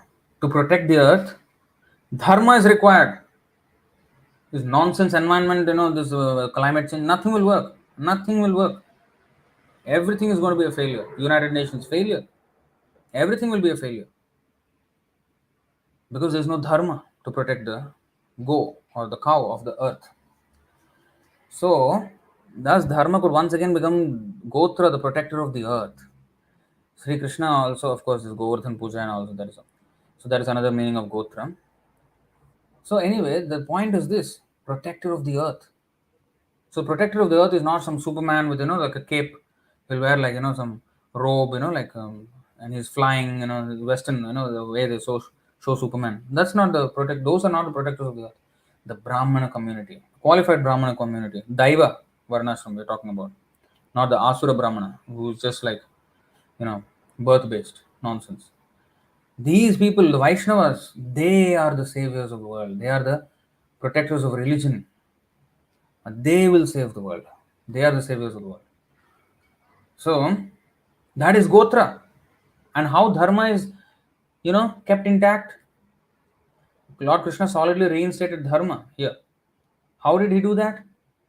He spoke to Arjuna, Bhagavad Gita. He spoke to Uddhava.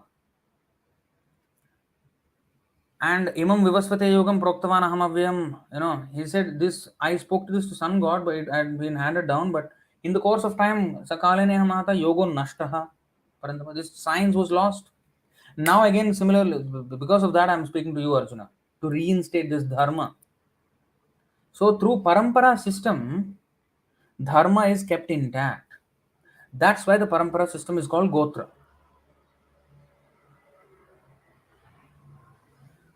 So if you see in the 12th canto, Vyasadev, he handed down the knowledge of the different Vedas to different,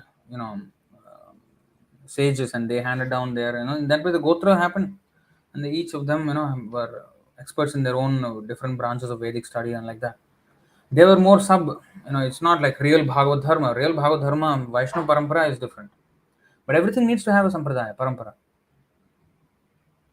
Just like even if you see schools, the teachers have to be educated in the subject that they're teaching, and they have to be conferred that position by the higher authority, and then they become teacher. And then maybe some of the students may become a teacher when they grow up. They have to qualify themselves. So that's how the teaching Ministry of Education is being maintained by a qualified teachers, set of teachers. So similarly, the dharma had to be passed down by knowledge being handed down. And that dharma, through the parampara system, because it protects the earth, gotra, therefore the parampara is called gotra.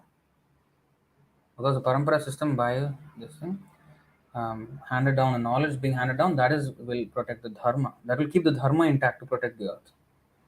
Because if people are religious properly, Krishna conscious, there will be no more problems in this world. No problems at all. But that can only happen in the proper sampradaya. Guru Shishya Parampara. This is the meaning of Gotra. Everything is therefore based on quality and action. Guna Karma Vibhasha. Lakshanam Proktam. Qualities again. Not by birth.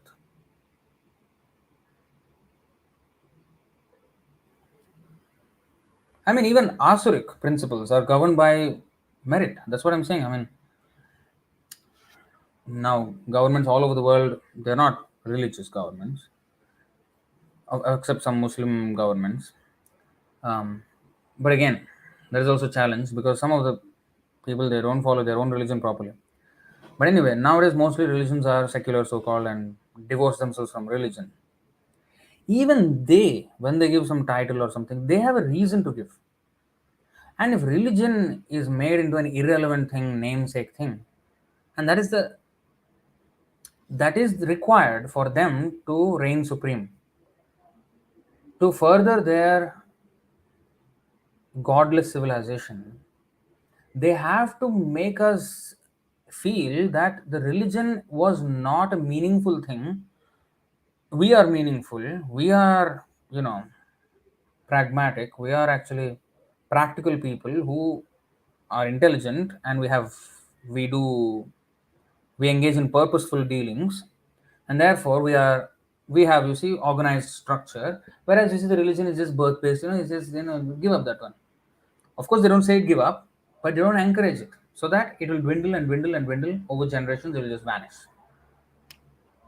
That's the whole propaganda going on. That is the Kali Yuga propaganda going on, Maya's propaganda going on. We have to fight that. We have to reinstate this original system, the scientific system of Gotra, original scientific system of Varna, Jati, Kula, Sampradaya, Parampara. These things have to be established. Daiva Varnashram system. So Sanatana Goswami and Rupa Goswami belong to the Bharadwaj Gotra, which indicates that they belonged either to the family or disciplic succession of Bharadwaj Muni. As members of the Krishna consciousness movement, we belong to the family or disciplic succession of Saraswati Goswami. That means Bhaktisiddhanta Saraswati Goswami. And thus we are known as Saraswatas. Obeisances are therefore offered to the spiritual master as Saraswata Deva, or a member of the Saraswat family, Namaste Saraswate Deve, whose mission is to broadcast the cult of Sri Caitanya Mahaprabhu, Gauravani Pracharne. We are also called Rupanugas, the followers of Rupa Goswami. Just like Bharadwaj was a great sage, Rupa Goswami is a great sage, Bhaktisiddhanta Saraswati Thakur is a great sage. So we are called Saraswatas. We are called Rupanugas. We are called Gaudiyas because we are coming from the Gauranga Mahaprabhu, Chaitanya Mahaprabhu. So, and Madhvas. We are Madhva, coming from Madhvacharya.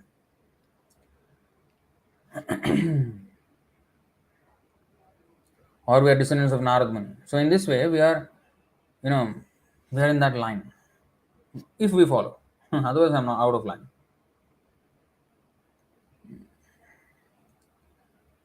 And to fight the impersonalists and voidists. So, obeisances are therefore offered to the spiritual master as Saraswata Deva, or a member of the Saraswat family, Namaste Saraswati Deve, whose mission is to broadcast the cult of Sri Chaitanya Mahaprabhu, Gauravani Pracharine, and to fight with impersonalists and voidists, Nirvishesha Sunyavadi Paschatya Deshatarine. So fighting is in our line, not bloodline, our instruction line, Guru Shishya Parampara. If we don't fight with impersonalists and voidists, we don't belong to Saraswata family, we don't belong to Rupanuga family, we don't belong to Gaudiya family, because Chaitanya Mahaprabhu himself debated with all these different classes of philosophers and religionists and established the Sankirtan Yajna as a supreme religious process. So if we don't do it, if we don't fight, of course we don't fight with weapons, we fight with our words and establish with scientific, you know, presentation of our movement. We should fight. This was also the occupational duty of Sanatana Goswami, Rupa Goswami, and Anupama Goswami. Again, Goswami is another thing, not birth based, not some movie actress with the name Goswami, rascal, prostitute, and then suddenly Goswami. Goswami means one who is controller of senses. He has to be controller of senses. Swami, Goswami.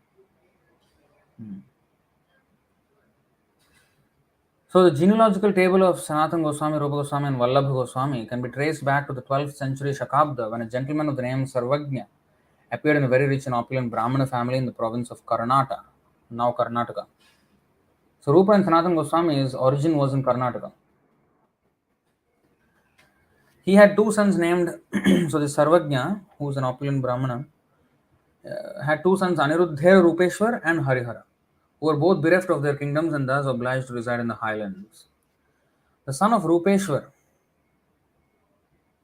Aniruddha Rupeshwar, and the son of Rupeshwar, who was named Padmanabha, moved to a place in Bengal known as Naihati. So it emigrated from Karnataka to Bengal on the bank of the Ganga. He had five sons, of whom the youngest Mukunda had a well-behaved son named Kumaradev, who was the father of Rupa, Sanatana, and Vallabha. See the lineage. So actually, the origin is from Karnataka, and then the grandfather emigrated there to Bengal. And those days, it was not one India, one Bharat like this. No, now it is one country. In fact, the British government was instrumental in actually uniting India in that way. When before East India Company, the whole India, so now India, it's called Bharatvarsh, was consisting of many kingdoms, hundreds of kingdoms, small kingdoms. Even until 1947, when British were ruling India and they gave it to so-called India, there were so many princely states. Eventually, this who's that? Sardar Vallabhbhai Patel, Nehru. They went around, signing up all those princely states, asking them to give their territory to India as a whole country. So in that way, India was formed. So British rule in one way was a catalyst for now Bharatvarsh to India to be called as one country. Before that, it was many. So it was actually a migration from one country to another country at that time for the the grandfather of Rupa Goswami. Who's that? Padmanabha. Padmanabha moved to Bengal in Naihati. There he had five sons, Mukunda, and Mukunda's had a well-behaved son named Kumaradev. So that means great-grandfather of Rupa Goswami. Padmanabha, Mukunda, Kumaradev, and then Rupa Sanatana. So before that, all it's Sarvagnya. Sarvagnya had Rupeshwar and Aniruddha Rupeshwar and Harihara. And Rupeshwar had son Padmanabha, who moved to Bengal. His son Mukunda, his son Kumardev, his son Rupa and Sanatana. So in this way, I think great grandfather of Rupa Goswami, they moved from Karnataka to Bengal. So they emigrated, to different country. So Kumardev lived in Fatehabad, an area bordering Bakla Chandradweep in East Bengal, now Bangladesh. The present-day village of Prembagh, which lies near Ramshara in the Jessore district of Bangladesh, is said by many to be the site of Kumardev's house. So again, it was not just West Bengal. Bengal means Bangladesh also was part of the whole. Of his many sons, three took to the path of Vaishnavism. So Kumaradev had many sons. Three took the Vaishnavism. Rup, Sanatan, and Anupam. There were other sons who did not take part and take to the path of Vaishnavism. Later, Sri Vallabha and his elder brothers, Sri Rupa and Sanatan, came from Chandradweep. Yeah.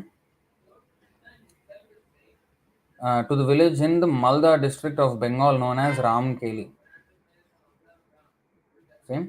It is in this village that Srila Jiva Goswami took birth, accepting Vallabha as his father. Because of engaging in the service of the Muslim government, the three brothers received the title Malik.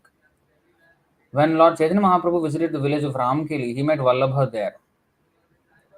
So later, Sri Rupa Goswami, after meeting Chaitanya Mahaprabhu, resigned from government service, and when he went to Vrindavan uh, to meet Lord Chaitanya, Vallabha accompanied him. The meeting of Rupa and Vallabha with Chaitanya Mahaprabhu at Allahabad is described in the Madhya Lila, chapter 19. Actually, it is to be understood from the statement of Sanatana Goswami that Sri Rupa Goswami and Vallabha went to Vrindavan under the instructions of Sri Chaitanya Mahaprabhu. First, they went to Mathura. Where they met a gentleman named Subuddhi Rai, who maintained himself by selling dry fuel wood. He was very pleased to meet Sri Rupa Goswami and Anupam, and he showed them the 12 forests of Vrindavan. Thus, they lived in Vrindavan for 1 month and then again went to search for Sanatana Goswami. Following the course of the Ganga, they reached Allahabad or Prayag Tirtha, but because Sanatana Goswami had come there by a different road, they did not meet him there. And when Sanatana Goswami came to Mathura, he was informed of the visit of Rupa Goswami and Anupam by Subuddhi Rai. When Rupa Goswami and Anupam met Chaitanya Mahaprabhu at Benares, they heard about Sanatana Goswami's travels from him, and thus they returned to Bengal, adjusted their affairs with the state, and on the order of Sri Chaitanya Mahaprabhu went to see the Lord at Jagannath Puri. In the year 1436 Shakabda, that is 1514 AD, the youngest brother Anupam died and went back to Godhead.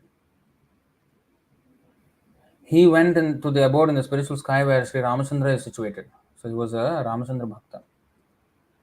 At Jagannath Puri, Sri Rupa Goswami informed Sri Chaitanya Mahaprabhu of this incident. Vallabha was a great devotee of Sri Ramachandra, therefore he could not seriously consider the worship of Radha Govinda according to the instructions of Sri Chaitanya Mahaprabhu. Yet he directly accepted Sri Chaitanya Mahaprabhu as an incarnation of the Supreme Personality of Godhead, Ramachandra. In the Bhakti Ratnakar, there is a following statement. Vallabha was given the name Anupam by Sri Gaurasundar, but he was always absorbed in the devotional service of Lord Ramachandra. He did not know anyone but Sri Ramachandra, but he knew that Chaitanya Gosai was the same Lord Ramachandra. In the Gauraganodesh Deepika, 180th verse, Sri Rupa Goswami is described to be the gopi named Sri Rupa Manjari. In the Bhakti Ratnakar, there is a list of the books Sri Rupa Goswami compiled. Of all his books, the following 16 are very popular among Vaishnavas. Now, why is this being explained? Because, the Western, the Parampara, the branches of Chaitanya's disciplic succession, Rupa, Sanatana, and Anupam, we belong to the Rupa Goswami's lineage. So what Rupa Goswami did to broadcast this message, he wrote books, on these books, and also excavated sites and built temples, and preached to so many devotees. So that's being explained here. So of all the books, the following 16 are very popular among Vaishnavas: Hamsa Duta, Uddhava Sandesh, Krishna Janma Tithi Vidhi, Radha Krishna Ganodesh Deepika, Brihat and Laghu. Brihat Radha Krishna Ganodesh Deepika and Laghu Radha Krishna Ganodesh Deepika. Stavamala, Vidagdha Madhava, Lalita Madhava, Danakeli Kaumudi, Bhakti Rasamrita Sindhu. This is the most celebrated book by Sri Rupa Goswami, which Prabhupada translated as Nectar of Devotion. Then, of course, Upadesh Amrita also was there, which Prabhupada again translated into Nectar of Instruction, which is not mentioned here. Then Ujjwal Neelamani, Akhyat Chandrika, Mathura Mahatmya, Padyavali, Nataka Chandrika, and Laghu Bhagavatamrita. Sri Rupa Goswami gave up all family connections, joined the renounced order of life, and divided his money, giving 50% to the Brahmanas and Vaishnavas and 25% to his Kutumba family members, and keeping 25% for personal emergencies. He met Haridas Thakur in Jagannath Puri, where he also met Lord Chaitanya and his other associates. Sri Chaitanya Mahaprabhu used to praise the handwriting of Rupa Goswami. Sri Rupa Goswami could compose verses according to the desires of Sri Chaitanya Mahaprabhu, and by his direction he wrote 2 books named Lalita Madhava and Vidagdha Madhava. Lord Chaitanya desired the 2 brothers, Sanatana Goswami and Rupa Goswami, to publish many books in support of the Vaishnava religion. When Sanatana Goswami met Sri Chaitanya Mahaprabhu, the Lord advised him also to go to Vrindavan. Sri Sanatana Goswami is described in the Gauraganodesh Deepika 181st verse. He was formerly known as Rati Manjari or sometimes Lavanga Manjari. In the Bhakti Ratnakar, it is stated that his spiritual master Vidya Vachaspati Sometimes stayed in the village of Ramkeli, and Sanatana Goswami studied all the Vedic literatures from him. He was so devoted to his spiritual master that this cannot be described. According to the Vedic system, if someone sees a Muslim, he must perform rituals to atone for the meeting. Sanatana Goswami also always associated with Muslim kings. Not giving much attention to the Vedic injunctions, he used to visit the houses of Muslim kings, and thus he considered himself to have been converted into a Muslim. He was therefore always very humble and meek. When Sanatana Goswami presented himself before Lord Chaitanya Mahaprabhu, he said, I am always in association with lower class people, and my behavior is therefore very abominable. Nicha Jati, Nicha Sangeet, Patita Adham, Purushera Kitohil, what is it? Something. Jaga, actually, I'm combining two different verses. Goainu Janam, something like that. So, anyway, um, he says, I'm very low. He actually belonged to a respectable Brahmana family, but because he considered his behavior to be abominable, he did not try to place himself among the Brahmanas, but always remained among people of the lower castes. He wrote the Haribhakti Vilas and Vaishnava Toshani, which is a commentary on the 10th canto of Srimad Bhagavatam. In the year 1476 Shakabda or 1554 AD, he completed the Brihad Vaishnava Toshani commentary on Srimad Bhagavatam. In the year 1504 Shakabda or 1582 AD, Sri Jiva Goswami published an edited version of the Brihad Vaishnava Toshani named Laghu Toshani. Sri Chaitanya Mahaprabhu taught his principles through four chief followers. Among them, Ramananda Rai is exceptional, for through him the Lord taught how a devotee can completely vanquish the power of Cupid. By Cupid's power, as soon as one sees a beautiful woman, he is conquered by her beauty. Sri Ramananda Rai, however, vanquished Cupid's pride. Actually, to four chief followers. These four chief followers happen to be Ramananda Rai, Swarup Damodar, um,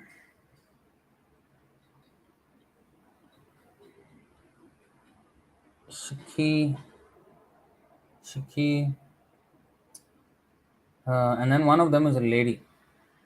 So it's called three and a half. Sometimes it is called half is the lady, something like this. So Ramananda is exceptional.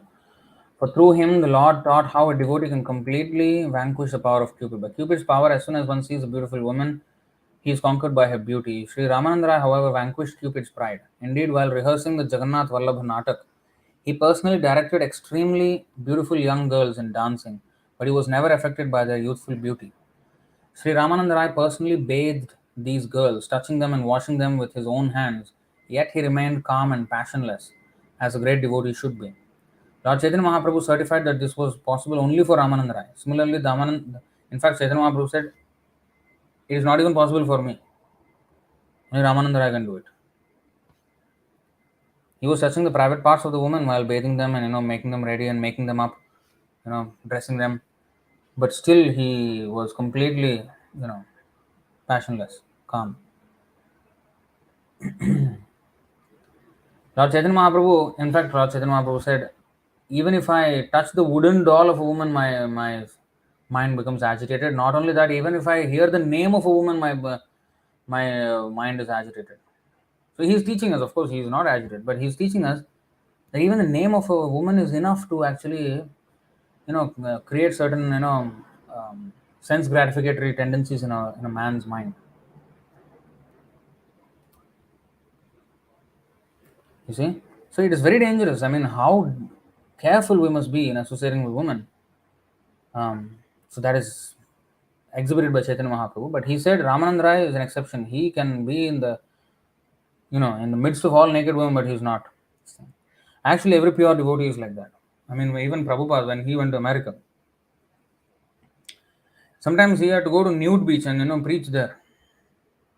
All men and women naked. He made some people into devotees there just by singing Hare Krishna. Tamal Krishna Goswami was from one of those nude camps.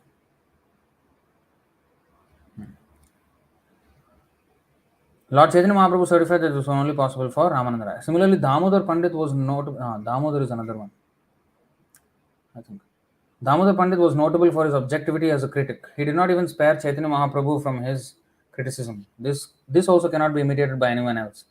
Haridas Thakur is exceptional for his forbearance because although he was beaten with canes in 22 marketplaces, he was nevertheless tolerant. Similarly, Sri Sanatana Goswami, although he belonged to a most respectable Brahmana family, was exceptional for his humility and meekness. So I think here the four are not those Shikhimati or something like this. Here the examples are Sanatana Goswami, Haridas Thakur, Ramananda Rai, and Damodar Pandit. These four are mentioned here. So this is different. So through each of these, actually also through the six Goswamis, through Raghunath Das Goswami, he taught the renunciation. So each of these devotees were exceptional in one particular thing. So Chaitanya Mahaprabhu highlighted all these aspects by empowering different personalities with different opulences. One with renunciation, one with writing, so much, scholarship like Jiva Goswami or Rupa Goswami, Sanatana Goswami, and some with critical thinking, like critical this thing. What is that, Damodar? And some with exceptional, So he is highlighting different aspects of a devotee through different personalities.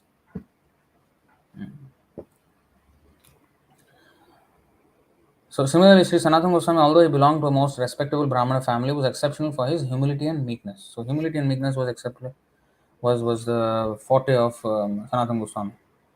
So in the Madhya Lila chapter 20, the device adopted by Sanatana Goswami to get free from government service is described. He served a notice of sickness to the Nawab, the Muslim governor, but actually he was studying Srimad Bhagavatam with Brahmanas at home. The Nawab received information of this through a royal physician, and he immediately went to see Sanatana Goswami to discover his intentions. The Nawab requested Sanatana to accompany him on an expedition to Orissa, but when Sanatana Goswami refused, the Nawab ordered that he be imprisoned. When Rupa Goswami left home, he wrote a note for Sanatana Goswami informing him of some money that he had entrusted to a local grocer. Sanatana Goswami took advantage of this money to bribe the jail keeper and get free from detention. Then he left for Benares to meet Chaitanya Mahaprabhu, bringing with him only one servant whose name was Ishana. On the way, they stopped at a sarai, a hotel, and when the hotel keeper found out that Ishana had some gold coins with him, he planned to kill both Sanatan Goswami and Ishana and to take away the coins. Later, Sanatan Goswami saw that although the hotel keeper did not know them, he was being especially attentive to their comfort. Therefore, he concluded that Ishana was secretly carrying some money and that the hotel keeper was aware of this and therefore planned to kill them for it. So, there is this proverb, Ati Bhakti Chorer Lakshan. I mean, it's too much humbleness, too much, this then, you know, servitude is a sign of a thief. So Ishana was being overly attentive to the comforts of Sanatana. That means something he understood, something is wrong here. How come he's so much devoted? He doesn't look like very pious fellow. Something is there. I think we are in danger. So you see how he was so expert in reading the minds of people. And later on, actually, then it's another verse which explains diplomacy in the service of the Lord. And example of Sanatana Goswami on how he is expert. A diplomat is a person who can expertly deal with people. And diplomacy also can be used in the service of the Lord. That's another topic, but if you go to Madhya chapter 12, text 44, I think, you will find that. Anyway, let's continue here. Therefore, he concluded that Ishana was secretly carrying some money and that the hotel keeper was aware of this and therefore planned to kill them for it. Upon being questioned by Sanatana Goswami, Ishana admitted that he indeed had money with him, and immediately Sanatana Goswami took money with him. And immediately Sanatana Goswami took the money and gave it to the hotel keeper and requesting him to help them get through the jungle. Thus, with the help of the hotel keeper, who was also the chief of the thieves of that territory, Sanatana Goswami crossed over the Hazipur mountains, which are presently known as the Hazaribags. He then met his brother-in-law Shrikant, who requested that he stay with him. Sanatana Goswami refused, but before they parted, Shrikant gave him a valuable blanket. Now, you see how Sanatana Goswami was so expert in his diplomacy that here was a mafia lord who was acting as a hotel keeper, who was a king of thieves, chief of the thieves of the territory. He planned to kill Sanatana Goswami. But Sanatana Goswami engaged him in serving, in a service. You see, this is the mercy of a devotee. And he used his expertise in diplomacy to turn the tables. Instead of being murdered by this man, he used that man to help him get across this area and then escape the place. So while doing our missionary activities, we have to deal with different kinds of people, and we need to know how to handle different people differently, accordingly, so that the real purpose of surrender to Krishna is not, you know, compromised. So other things may be sometimes compromised. Like for example, bribing a person is not a religious thing to do, right? Bribe is not a good thing. But Sanatana Goswami bribed. So I mean, he ran away. He did not do his government duty. I mean, he's a government officer. He did not do his job. He lied to the Nawab that he is sick, but actually he was reading Bhagavatam. And when the governor, I mean, when the Nawab asked him to let's go to Orissa, no, he said, no, I'm not coming. He imprisoned. Then he bribed the jail, keeper, and then he also bribed that this mafia guy, and then got him to help him, engage him in the service of Vaishnava, of course, himself. So helping, so that guy must have how much he must have gained, that Ishana, just by helping a great devotee surrender his life to Krishna. So you see how he used, although it's a dangerous situation, he just manipulated it in a way which is suitable for service of Krishna. So, but that same diplomacy, if we use it in turning people away from Krishna by talking bad about devotees behind their back, and playing an undercurrent in the temple, and like getting devotees outside. I mean, getting them away from surrendering to Krishna. That is also diplomacy, but this is also diplomacy. This is diplomacy in the service of Krishna. So the Srikant brother-in-law gave him a valuable blanket. So brother-in-law means that means he must have had a sister who had a husband, Srikant, maybe. That's how I understand it. So the sister, who is she? We don't have much information.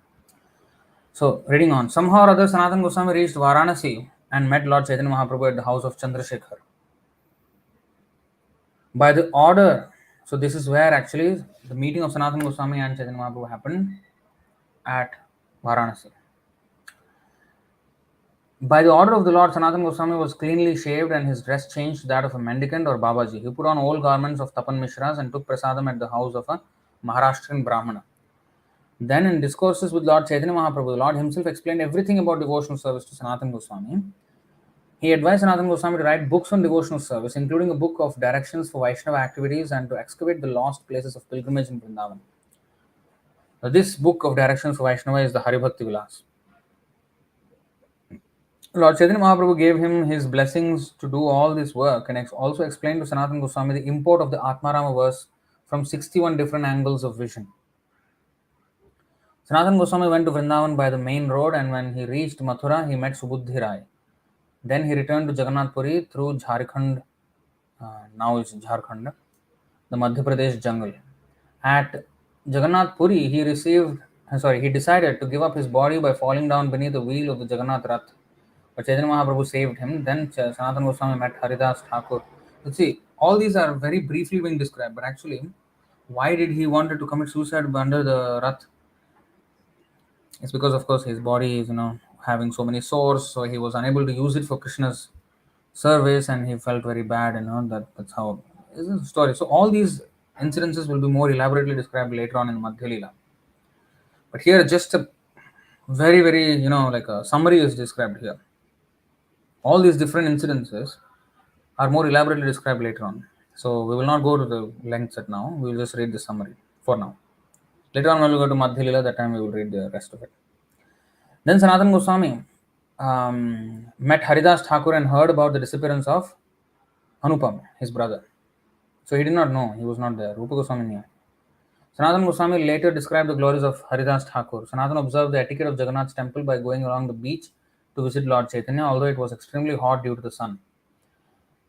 So the etiquette of Jagannath's temple. So he did not go inside the Jagannath temple because he considered himself one of the Mlechas, because he was associating with cow killers, like very low class Mlechas, the Nawab and all the community. So he did not go into the Jagannath temple because of that.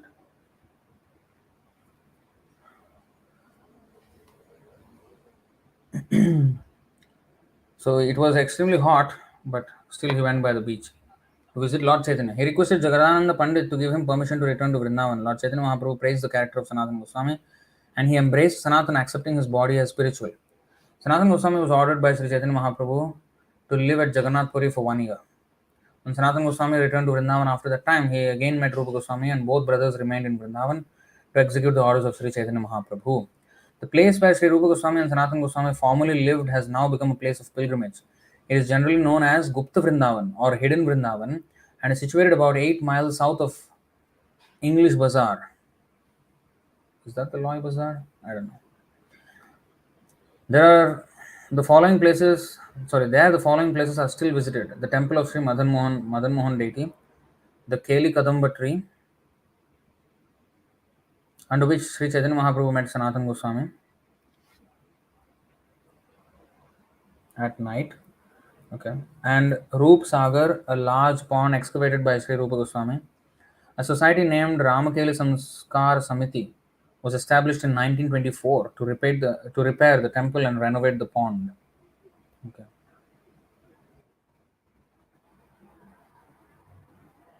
So I think we will stop it here. I think we already did one verse.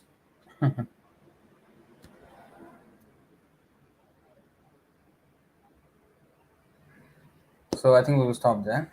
So I'll take any questions.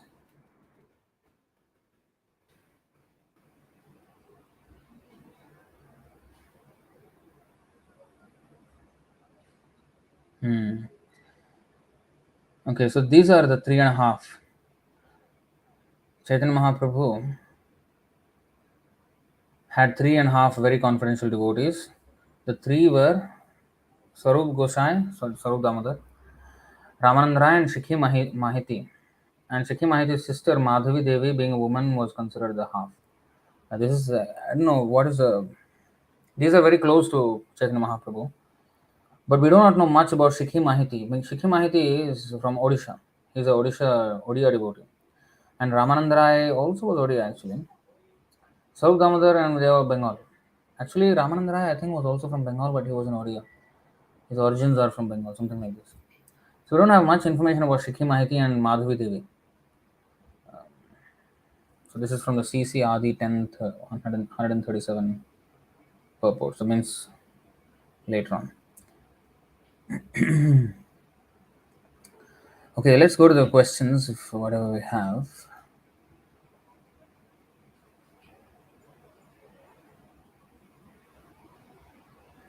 Shrikant Tupurani. If someone has genes of Vishwamitra and still does not behave like a Brahmin, then it is a complex situation. Problem is because we are living in Kali Yuga, it is difficult to live like a Brahmin. No, it is possible. And those who live like Brahmins, even though not born in Brahmana families, are to be taken as Brahmins. Genes are not really the thing. So here, that's why Narad Muni, he says this verse.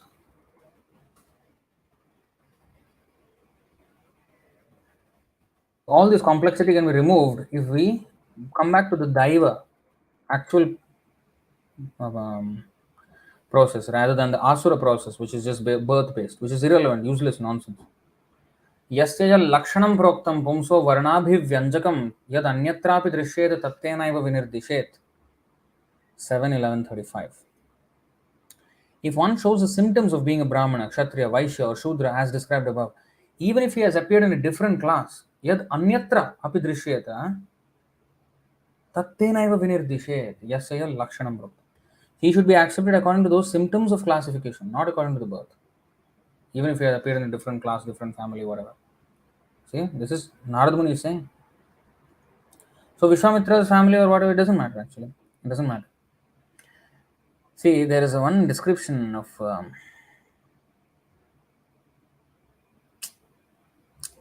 I don't know. I think 11th canto. I think first chapter, something like this. The destruction of the Yadava Kula, the family. And there, the Acharyas describe 6 reasons, 6 different reasons why Krishna chose that his Yadu family will be destroyed in that way. They're fighting among themselves and killing each other. One of them was that they offended Narad Muni. because they were playing jokes on him. Who is this, child within my womb? He was a man. He dressed as a, I think, Samba or something. He dressed as a woman, and then had iron, some, oh, sorry, pillow or something like that, and then made himself look like a pregnant woman, and went to Narad Muni asking him whether it's a boy or a girl that I'm going to have, and was trying to play a joke on him. Then Narad Muni said, that thing which you have will be the cause of the death of the entire family. That was a curse Narad Muni gave. And then immediately, was very petrified, very afraid. Wow, this has turned out to be much more serious. And then eventually that became a rock, like iron. And then so to get rid of the iron, big this thing, they grated it and threw it in the beach near the shore. But then those iron small small things grew as a plant shaft, iron shafts. And later on with Prabhasa Kshetra, and then there was one lump. I think that was what happened to that lump of iron. And when you grate, there's a last piece which will not be grated. That I think something happened. I forgot the story. But anyway, it caused destruction. So in other words, Acharya's explanation is that even if one is of the same family of Krishna, if he offends a sadhu, who is the real family member of Krishna? Because Krishna is more partial to his devotee than his so-called seminal family or what. So that is a lesson to learn from that. One of the lessons, one of the reasons why he got them destroyed. It means he doesn't care even if his own family, if they go against his devotees. His own family, he doesn't care. He'll decimate them if they go against his real devotees. So he is actually glorifying the real devotees, qualified devotees like Narad Muni, rather than somebody who's just an upstart and a namesake family member. So he's again destroying that Asurak hereditary idea by establishing the Daiva hereditary idea, which is by qualification and not by birth. That was one of the things. And actually, I'm thinking I should go and show you this verse. It is about Rupa, Sanatan, and Anupam, right? See here, is this the one? Oh, Adi. Okay, no wonder. Madhya. Okay, here. Rajmantri Ramananda Vyavahare Nipun. Raja Preeti Kohi Dravaila Prabhurman. So here, Sri Ramananda Rai was indeed a diplomatic minister for the king. His general behavior was very expert, and simply by describing the king's love for Sri Chaitanya Mahaprabhu, he gradually softened the Lord's mind. Purport. A diplomat in the material world knows how to deal with people, especially in political affairs.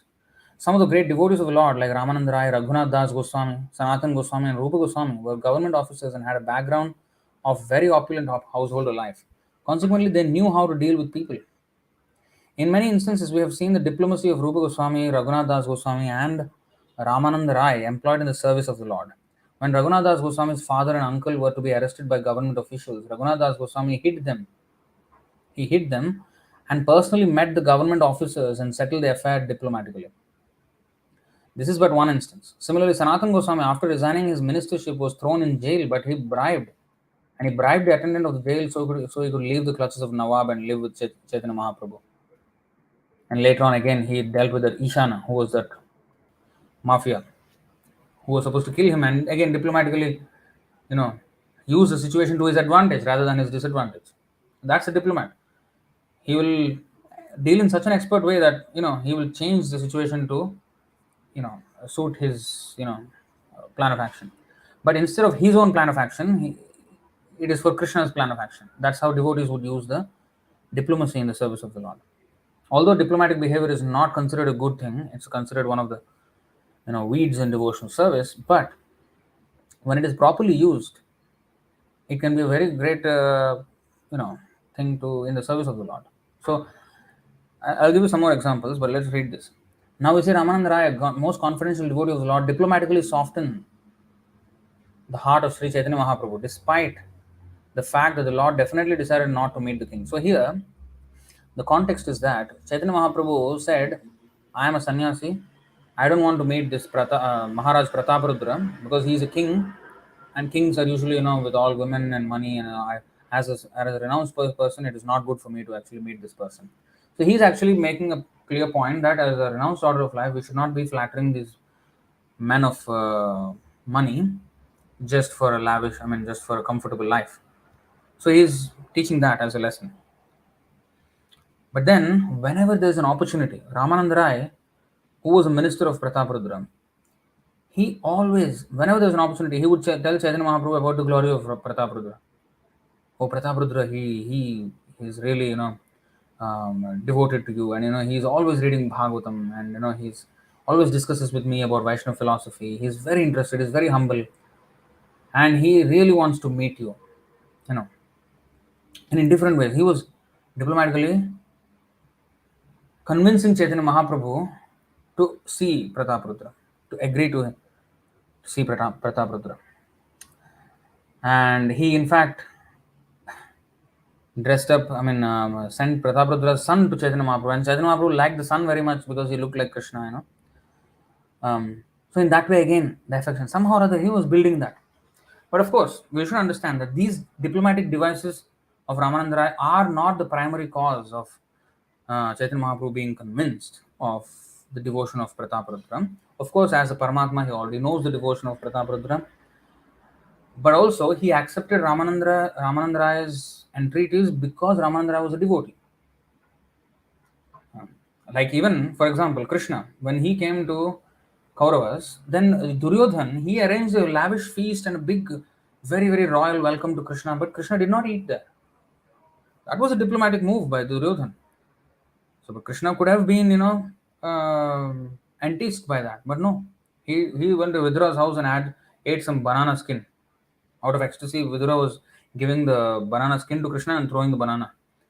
He was so ecstatic that Krishna, the Supreme Personality, has entered my house, and he was wanting to give some bananas, which was only the only thing he had. And in his excitement, he threw the banana and then giving the peels to Krishna, and Krishna was eating the banana peels like a cow. So, just because he was given with devotion. Bhaktya mam abhijanati. Sorry? Bhaktya mam abhijanati. And Ashnami prayatatma bhakti upahritam. Ashnami was given by bhakti. So similarly, anything to do with Krishna, only bhakti will purchase him. Yashoda Maya tied Krishna with a rope, externally only. Actually, no rope can tie him. But actually, he was bound by the devotee, the love of the devotee. And externally, it looked like he was bound by a rope. So externally, it looks like Chaitanya Mahaprabhu was, convinced by the diplomatic expertise of Ramananda Rai. But actually, the underlying thing is that he was a devotee, and the devotion of Ramananda Rai and the devotion of course, Prataparudra himself softened the heart of Chaitanya Mahaprabhu. And Chaitanya Mahaprabhu accepted the diplomatic, behavior of Ramananda Rai in his service. Just like Krishna accepted the rope of Mother Yashoda to be bound.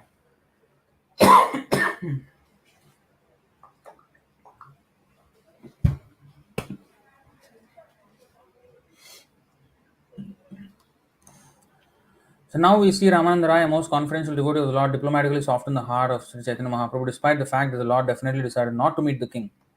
The diplomacy of Ramananda Rai and entreaties of Sarvabhaum Bhattacharya and all the other great devotees succeeded. The conclusion is that diplomacy used for the service of the Lord is a form of devotional service. But this does not mean we can compromise with Mayavadis. I respect you, Hare Krishna. You speak nonsense, I will accept. No, I want to be straightforward with them. So, how to use diplomacy in the service of the Lord also we have to understand. And I'll give you an example of Prabhupada. Many. In fact, almost all the time, Prabhupada used the expertise of diplomacy in handling the entire movement. For example, George Harrison, one of the Beatles, member. He was a great singer, and because of his singing, so many people were getting introduced to Hare Krishna Mahamantra. So many millions, thousands and thousands all over the world. So he had a great influence. And once he asked Prabhupada that I want to take initiation. Then Prabhupada said, you are my uninitiated disciple. You are my uninitiated disciple, you just continue singing. He encouraged him. But actually, the reason was why he did not initiate him, because he was still having, illicit sex and all these things, and other, not so Vaishnavic lifestyle. So he did not agree to initiate him. Whereas Alfred Ford, he was a businessman, very rich, but he initiated him because he was agreeing to follow everything, and it made him Ambarish Ambarish Prabhu. So same with Brahmananda and Gargamuni. They were also rich businessmen sons, and but they accepted the principles. But here was a rich, popular figure, and then but he did not initiate him because he was not really following. But he encouraged him, saying that you are my uninitiated disciple. I mean, this is one. Sometimes, you know, Prabhupada, said that you are all representatives of my Guru Maharaj. Of course, as in his own humility, he saw them like that. But also, that's a diplomatic device to encourage them. It was not that he was manipulating them. No, it was genuinely what he was feeling as a humble Vaishnava. But these automatically happened. It looks like a diplomatic, exaggeration of their actual worth, because they were not. I mean, honestly, Prabhupada was saving them.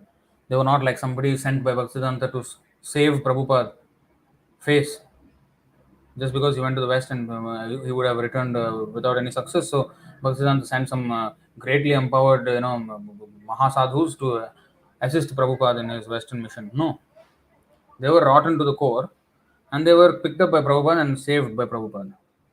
But in his own humility, he was feeling like that. But that acted as, of course, devotees were intelligent enough not to consider themselves, oh, yeah, yeah, yeah, actually, you know what, if we are Bhaktisiddhanta's, representatives, thank you. I mean, we would love to help you more. No, they did not do that.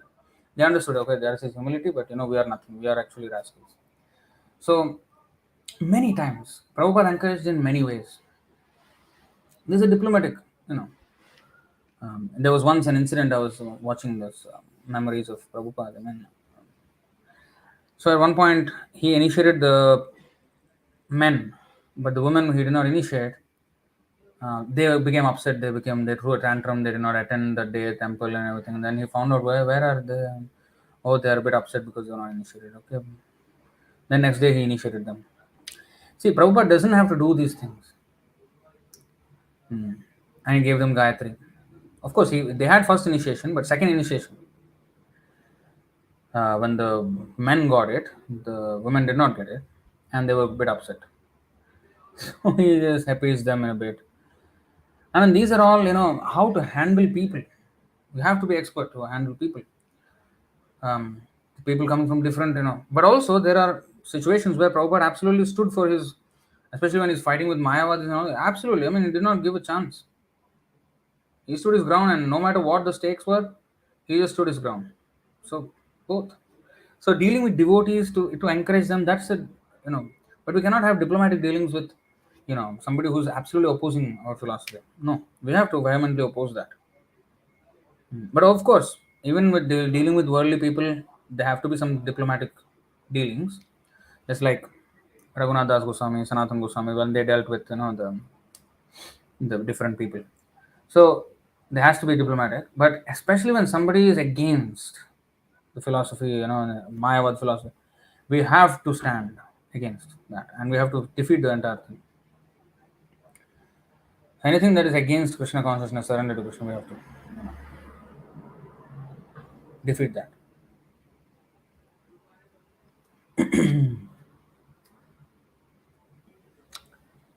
Okay, so that's another.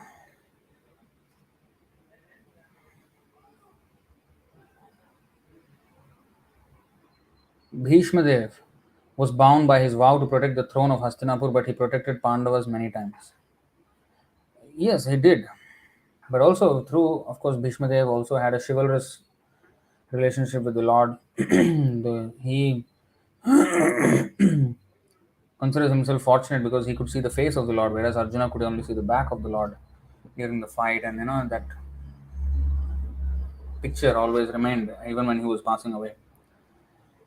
And he wanted to see how Krishna was nicely saving his devotee Arjuna, and he wanted to he remembered those at the time of his death as well.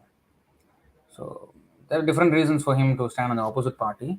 But also the lesson to learn is that even if one is a Mahajan, if one goes against his devotees like the Pandavas, he will have to be punished. So many lessons to be taught there. He got glorious death seeing Krishna in front of him and is eternally associated with Lord in Parthasarathi, Loka and Vaikuntha. Yes. It's Lord pastime after all. Can we understand it that way, Prabhuji? Yes, of course. And it's multifaceted. Many things are being taught in one pastime. One is the internal reason is Bhishma Dev's own special relationship with Krishna, and externally showing the danger of siding with the wrong man even by being silent at a wrongdoing. If you don't stand for the truth or don't stand for the right thing, then also will be punished.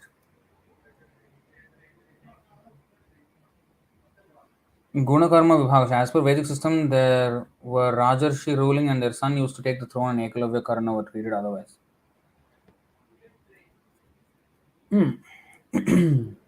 Yes. So it is not only because of their family, but also because of their upbringing. Now, even Karna, he was born of Kunti, but when he was brought up by somebody else, so what will be those family values that he was, that they imbibed in him, that they, taught him. So he was not qualified to be king in that way. Yes, he was qualified in many many ways, but actually he sided Duryodhana all the time.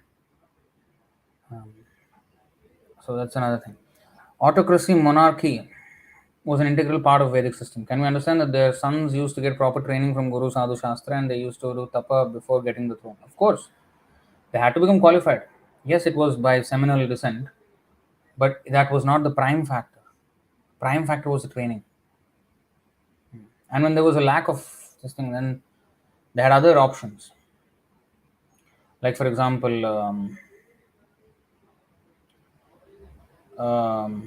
Vichitravirya died, and his wives were without issue, without any sons. So then Vyasadeva came and did the what is it called? Devarena Sutotpatti. There is a word in Sanskrit for that as well. So anyway, so he begetted children who were not exactly Vichitravirya's sons, but an adjustment was made to continue the dynasty, and they were of course trained later on, Pandu and Dhritarashtra. So in that way, there is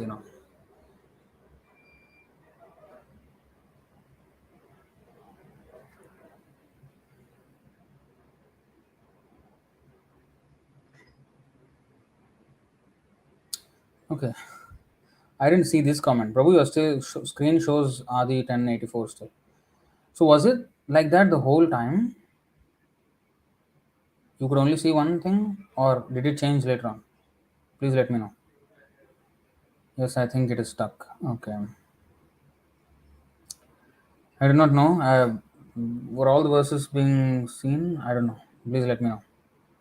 Did it get alright after that? Let me just check something else. Okay, this seems alright. Okay. Earlier in Kali Yuga, even during Chandragupta era, Chanakya Pandit was there who was very powerful.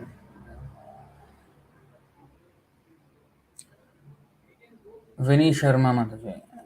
Dandat Pranam Jai Shri Prabhupada. Prabhuji, since women should live under protection of father, husband, etc., but if the superiors are not qualified, not devotees, well, one should not immediately, give up the whole thing. There is at least some protection there. It is not 100% ideal, but some protection is there still. So under those, if you can get if a woman who is, is not completely 100% protected, but it does not mean that immediately she should give up. And then because somebody else has to take care, then, at least in material way they are protecting, but the non-devotees. Eventually, hopefully, when one gets a husband, then it may be better. But if the husband is not a devotee and one is married to such a person and then become a devotee or whatever it is, then still it is not that this is immediately should be given up. Although there is an injunction that one can give up, but give up means She has to be taken care of by somebody else. So, so sometimes one has to tolerate and carry on with one's devotional activities. And like Kunti Devi, she was in the midst of her husband died, and she was in the midst of all kinds of people who were against them. So much conspiracy against the Pandavas, and then they tried to kill them in so many ways. The Lac Palace and all these dangers, but she stuck with her sons. Of course, the sons were devotees in that case. Mandodari, for example, the wife of Ravana, she's one of the most chaste ladies, but she was chaste to Ravan. But still she's glorified. So it should not be immediately given up. But if, of course, if it becomes extremely abusive and all that, better to give up and find some others. But it's not that one should remarry. That is also stated in 11, 7, 11, 29, 28, 29 there. So purport, you can see that, you can read it. I have no time now. But like Vinay Sharma is asking, almost of demoniac nature. Then especially if it's abusive, and if even then, and one should make it work as much as possible until Krishna wills that it should be gone or something like that. He should try his best to somehow or other, every attempt should be made to you know make peace. Just like Krishna also, Pandavas, Kauravas, there was enmity, but somehow every attempt was made to make peace. When everything else failed, then war happened. So especially for women, especially men can at least come out. They can take sannyas, or they can run away from family and become brahmachari, or whatever. Men can do certain things which women can't. So, but actually, in the Western, I mean, when Jadurani Mataji was found in the closet, then Prabhupada, because she couldn't stay with her family. Of course, Western culture is a bit different again. So again, then he thought of okay, having some ashram for women, something like that. But it's a very difficult thing to maintain an ashram for women. There'll be a lot of cat fights, and that was happening actually. A lot of fights were happening for baseless things. So that is also there. That's why a woman's ashram is house, grahastha ashram. That is her ashram. Usually, there is no ashram for women like that. There will be a lot of challenges in maintaining such an ashram, and we've also seen here over the years. We never had a woman's ashram. Then we saw what ensued after that. Also, it's quite a challenge to be um, to not say much. I'll just say it's a challenge. Quite a challenge. So that is the thing.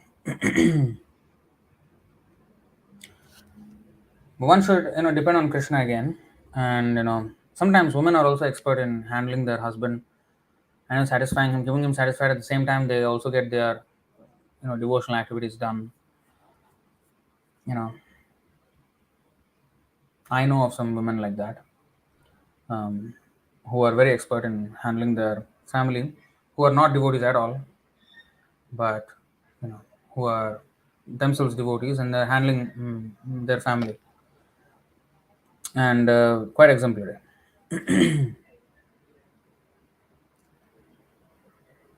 So, but of course, if everything else fails, then yeah, one can give up. Provided one, sometimes a woman also, she may want to give up, but after some time she cannot take it herself. She herself is tormented by her decisions, and somebody else, some man has to take care of her. Some system has to be there to take care of such woman. So that is again difficult to set up. We don't have a social structure for that. So family is that structure, usually. Um, but Krishna is there to protect. Draupadi had such powerful protectors, her husband, but when she was disrobed, there was nobody for her. Even the five husbands could not do anything. Bhima could not do anything, but Krishna helped. So, in helpless situations, the more one is helpless and depends on Krishna, the more Krishna will offer his help to such a devotee. So, we depend on Krishna and let Krishna show the way. I mean, what is possible, you know, what is deserving, like that. So we don't take matters into our own hands immediately. We wait for Krishna's direction, and eventually let Krishna take the charge. And we should basically surrender and pray to Krishna like that. Sardar Vallabhbhai Patel was the main person to unite all these as Nehru failed, and as Gandhi affectionately gave Kashmir issue to be handled by Nehru, as Nehru was from Kashmir. Yes, that is actually a fact. Although Nehru and Sardar Vallabhbhai Patel were together in this so-called unification of all the states, but actually Sardar Vallabhbhai Patel was the favorite of the people, and he was the one who was really doing the work. Nehru was just a opportunist. He was actually not really. He did not play much part. He just had the position. He used it for his own self-aggrandizement. That's a whole history on its own, but it's the politics. Then, Srimad Bhagavatam 11 1 13 through 15. Jiva Goswami has confirmed that the lack of humility shown by the sons of Yadu dynasty was an arrangement by the Lord himself. In other words, the members of the Yadu dynasty are ultimately associates of Lord Krishna, and to facilitate the instructive pastimes of the Lord, they acted in apparently unethical ways. Yes.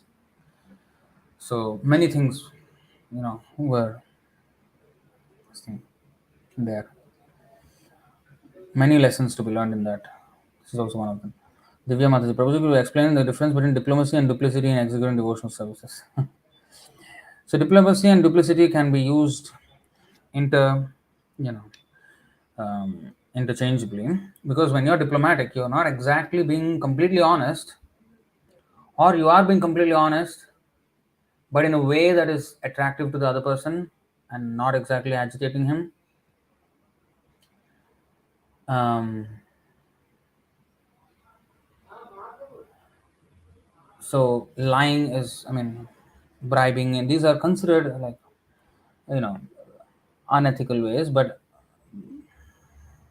if the authority is unethical, to defy that unethical authority, to bring back ethics, that is proper use of it. Just like Yudhishthir Maharaj, he wanted to be a non-duplicitous, honest person. Krishna asked him to lie. Um, he was more concerned about being an honest man than a diplomatic person. And Krishna wanted diplomacy to be used by Yudhishthir in Krishna's service, but Yudhishthir had another plan. So Krishna did not like it very much. Although Krishna accommodated for his situation, but we should not be making Krishna make adjustments for us. We should make adjustments for Krishna. Of course, Yudhishthir Maharaj is a pure devotee, but through Yudhishthir Maharaj, Krishna is showing us something. So, yes, so duplicity, but with devotees, we can't be duplicitous. We can't be duplicitous with devotees. We have to be honest with devotees. We can be tactful. So, diplomacy is tactfulness. But duplicity is with an intention of malice. That's a totally different thing. To lie and to have an intention against the well-being of a devotee or the mission of a devotee, that is very dangerous. It has to be always in the service of, not against the mission of the devotee. So diplomacy is tactfulness, basically. If you even search the word diplomacy, English dictionary, Google dictionary, you can search the art of tactfully dealing with people. That's the diplomacy. And if you see diplomats who are countries' political diplomats, they, if you now observe, I don't know how much you're aware of the geopolitical situation now. If you see India, they are having good relations with Russia. They're having also good relations with US. Although it's not as, the trust is not as deep with US, but still they are in the Quad, which is a political alliance with US and Australia and UK and Japan, something like that. So they are in, they are dealing with America and they are dealing with Russia, and America and Russia are enemies with each other. And then India diplomats, they are maneuvering the situation in this way that they are friends with them, they're friends with them, although they both are enemies. So this requires tactfulness. How to deal with in this way, and especially when in diplomacy and politics, there are two things: there are values and there are interests. So sometimes values, the relations are based on values, and sometimes relations are based on interests. That means I may not agree with what your country is doing or your policies or what, but if something you have which can help my country citizens, suppose you have wheat in your country which I can import from you, the interest, my country's interest is that we need food, we need wheat, so I will buy from you. That does not mean I agree with whatever you say. So this is interest based relationships, and value based relationships where we agree on the same values. We think the same way, your country, your people think the same way, your government thinks the same way.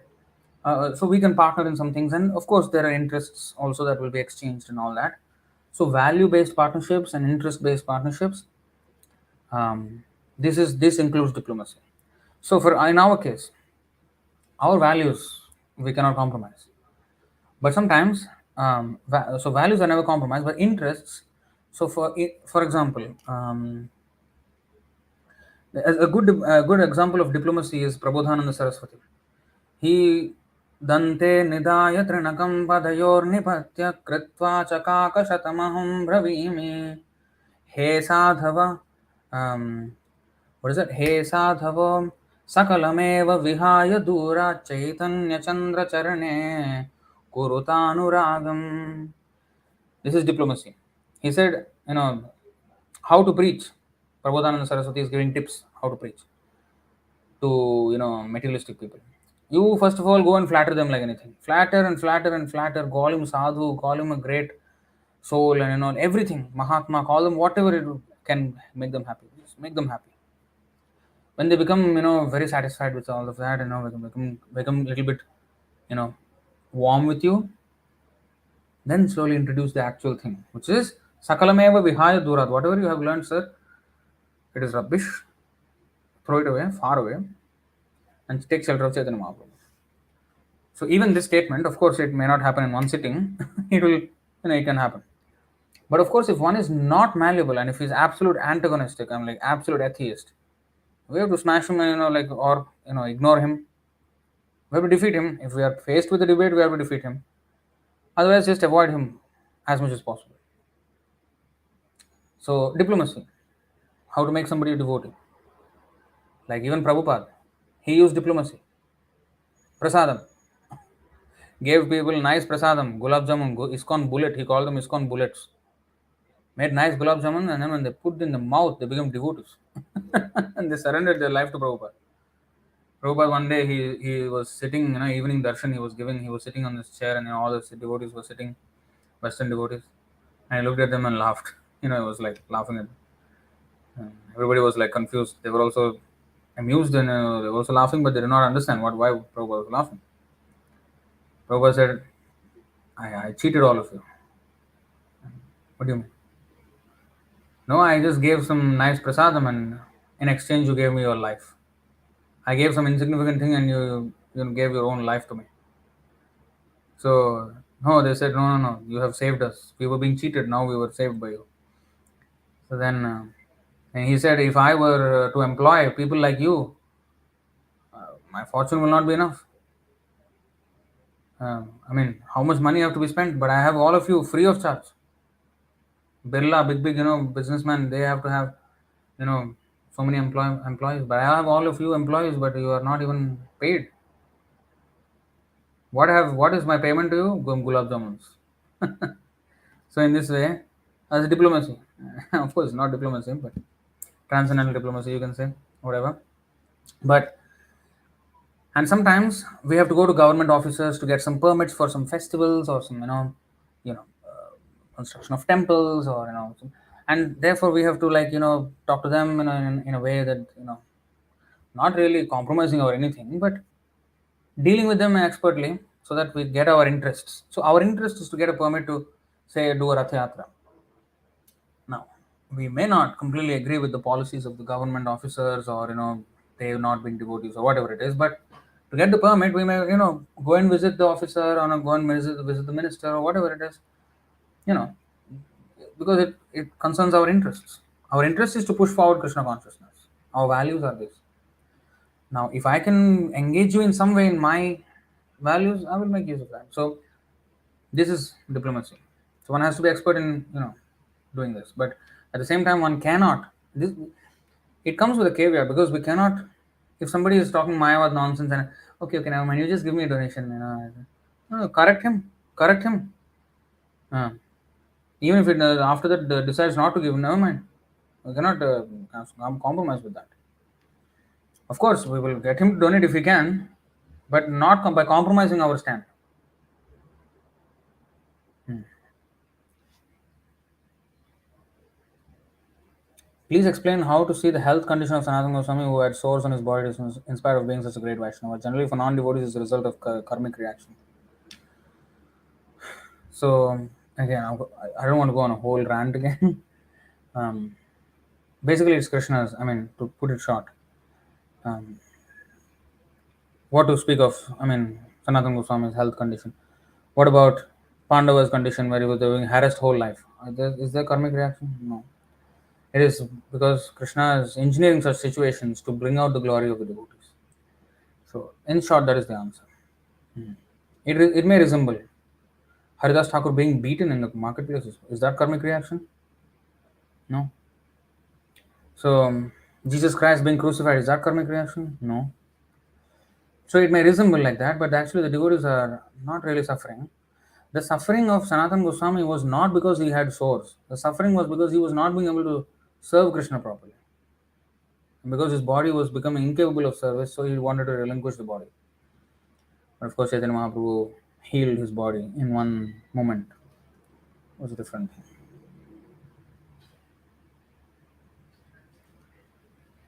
Glorifying a person to make him calm and giving time to realize about himself is also a diplomatic way used in devotional service. In a way, yeah. I'll show you one verse. Not only this one, telling lies, there is a verse glorifying telling lies. 1943. स्त्रीषु नर्मविवाहे च वृत्त्यर्थे प्राणसङ्कटे गोब्राह्मणार्थे हिंसायां नानृतं स्याज्जुगुप्सितम्.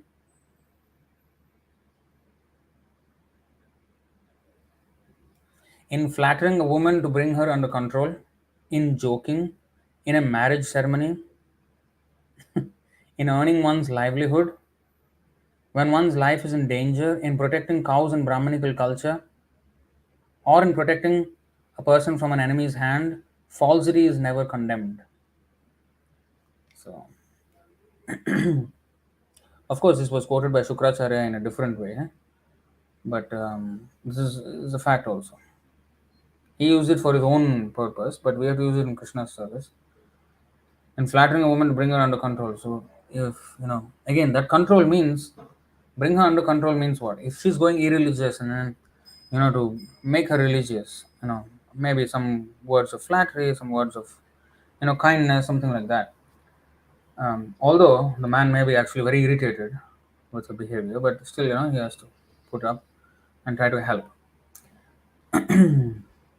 But if he is trying to use this in an illicit way to bring her under control and abuse, so control can be used in good way or bad way. So abuse, if he abuses the control, then that is bad. So in bringing them to religious method, that is, so with devotees also is the same way. For another example, I'll give you. Prabhupada found that this devotee in Hawaii, Tushta Krishna Swami, he wanted to become his own, he wanted to become a guru. Prabhupada said, at least, during the presence of spiritual master, one should not become guru. At least after the departure of spiritual master, one can accept disciples. So he wrote like that in the purport. So that's a diplomatic device, because actually the disappearance or the absence of the spiritual master is not the criterion for one to become a spiritual master. One has to actually be qualified as a pure devotee and be authorized by his guru. But to at least save him from the utter, offense of initiating right in the physical presence of Prabhupada, while Prabhupada was present on this planet, to save him from that heavy sin, Prabhupada wrote in a way which, at least for the time being, would keep him away from initiating. He would wait for Prabhupada to pass away, which is a horrible thing for a disciple to do. But at least, if he does not initiate while Prabhupada is physically around, the grave sin is, so to save him from the grave sin, he wrote like that.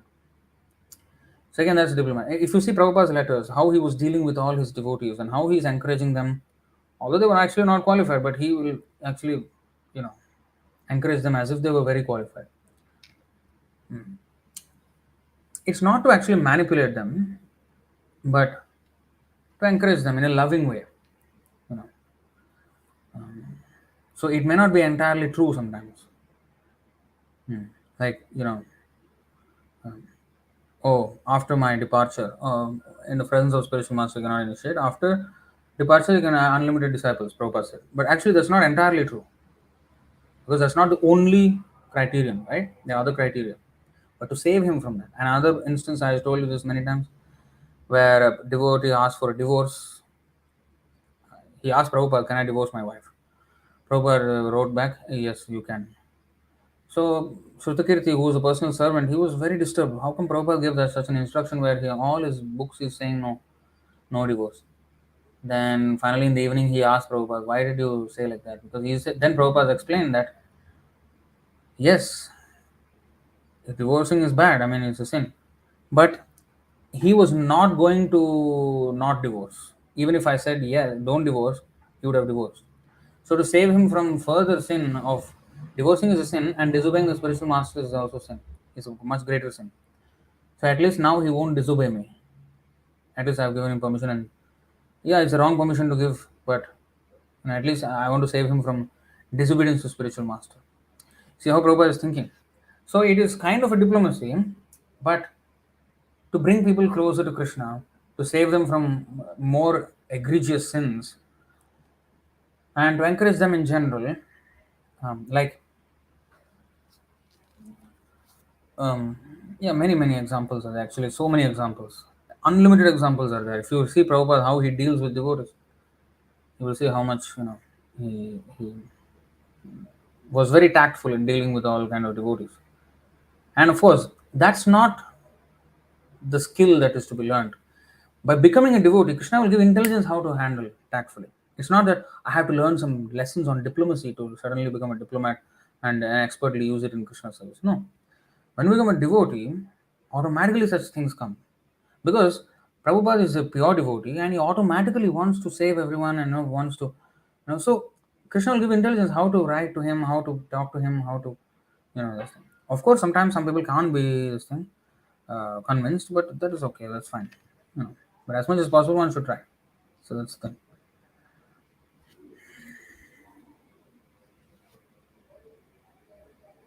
It was stuck for a while and after that it was worked. Okay, good. Saurav Sahu, what your understanding about Ramakrishna and his ideas? Because a lot of people following him in India, including my father. So he's a rascal. Ramakrishna is a rascal, and Vivekananda is another rascal. They have actually ruined our Sanatana Dharma. They have nothing to do with religion, actually. They were just talking whatever they want. Um, they would even eat meat. So, complete nonsense.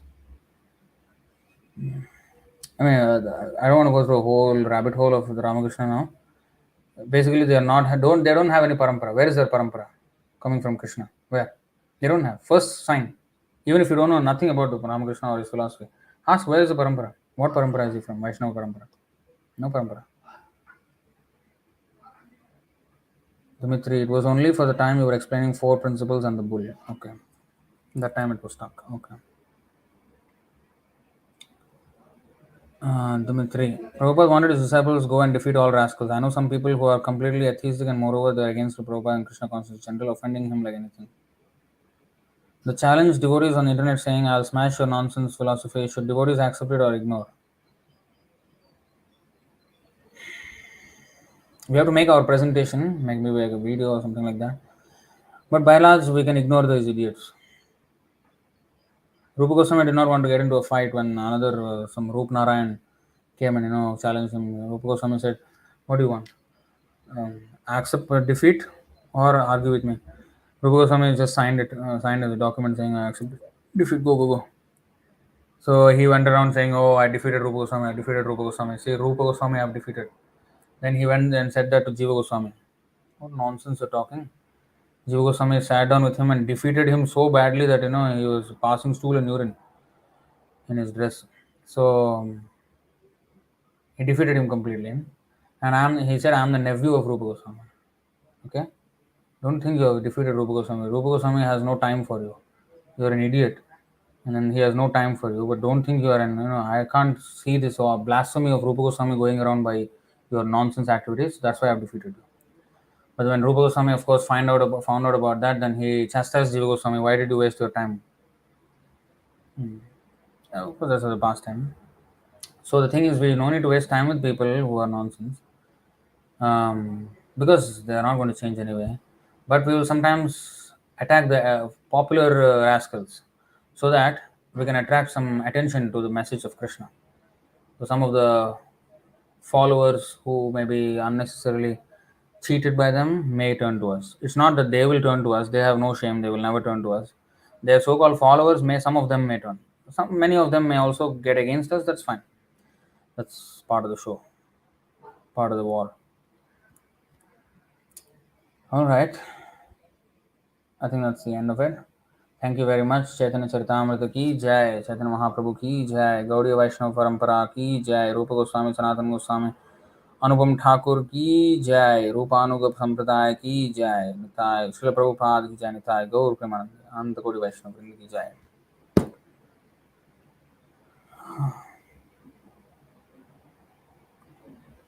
What is that? Again, something. Ramakrishna is saying Krishna and all other gods are actually one. He's saying a person eating vegetarian but sinful is bad, but person eating cow but religious is Mahatma. How much this statement is true? Well, it is not true. He's an idiot. He doesn't know what he's talking about. Thank you, Prabhu, especially for elaborate explanation of both and linking up the first and second, third chapter of Bhagavad Gita.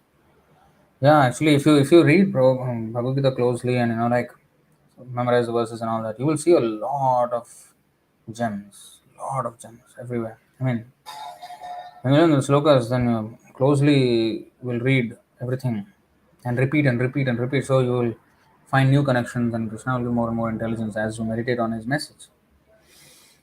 So I just shared something which I found. But yeah. All right. Thank you all very much. Hare Krishna.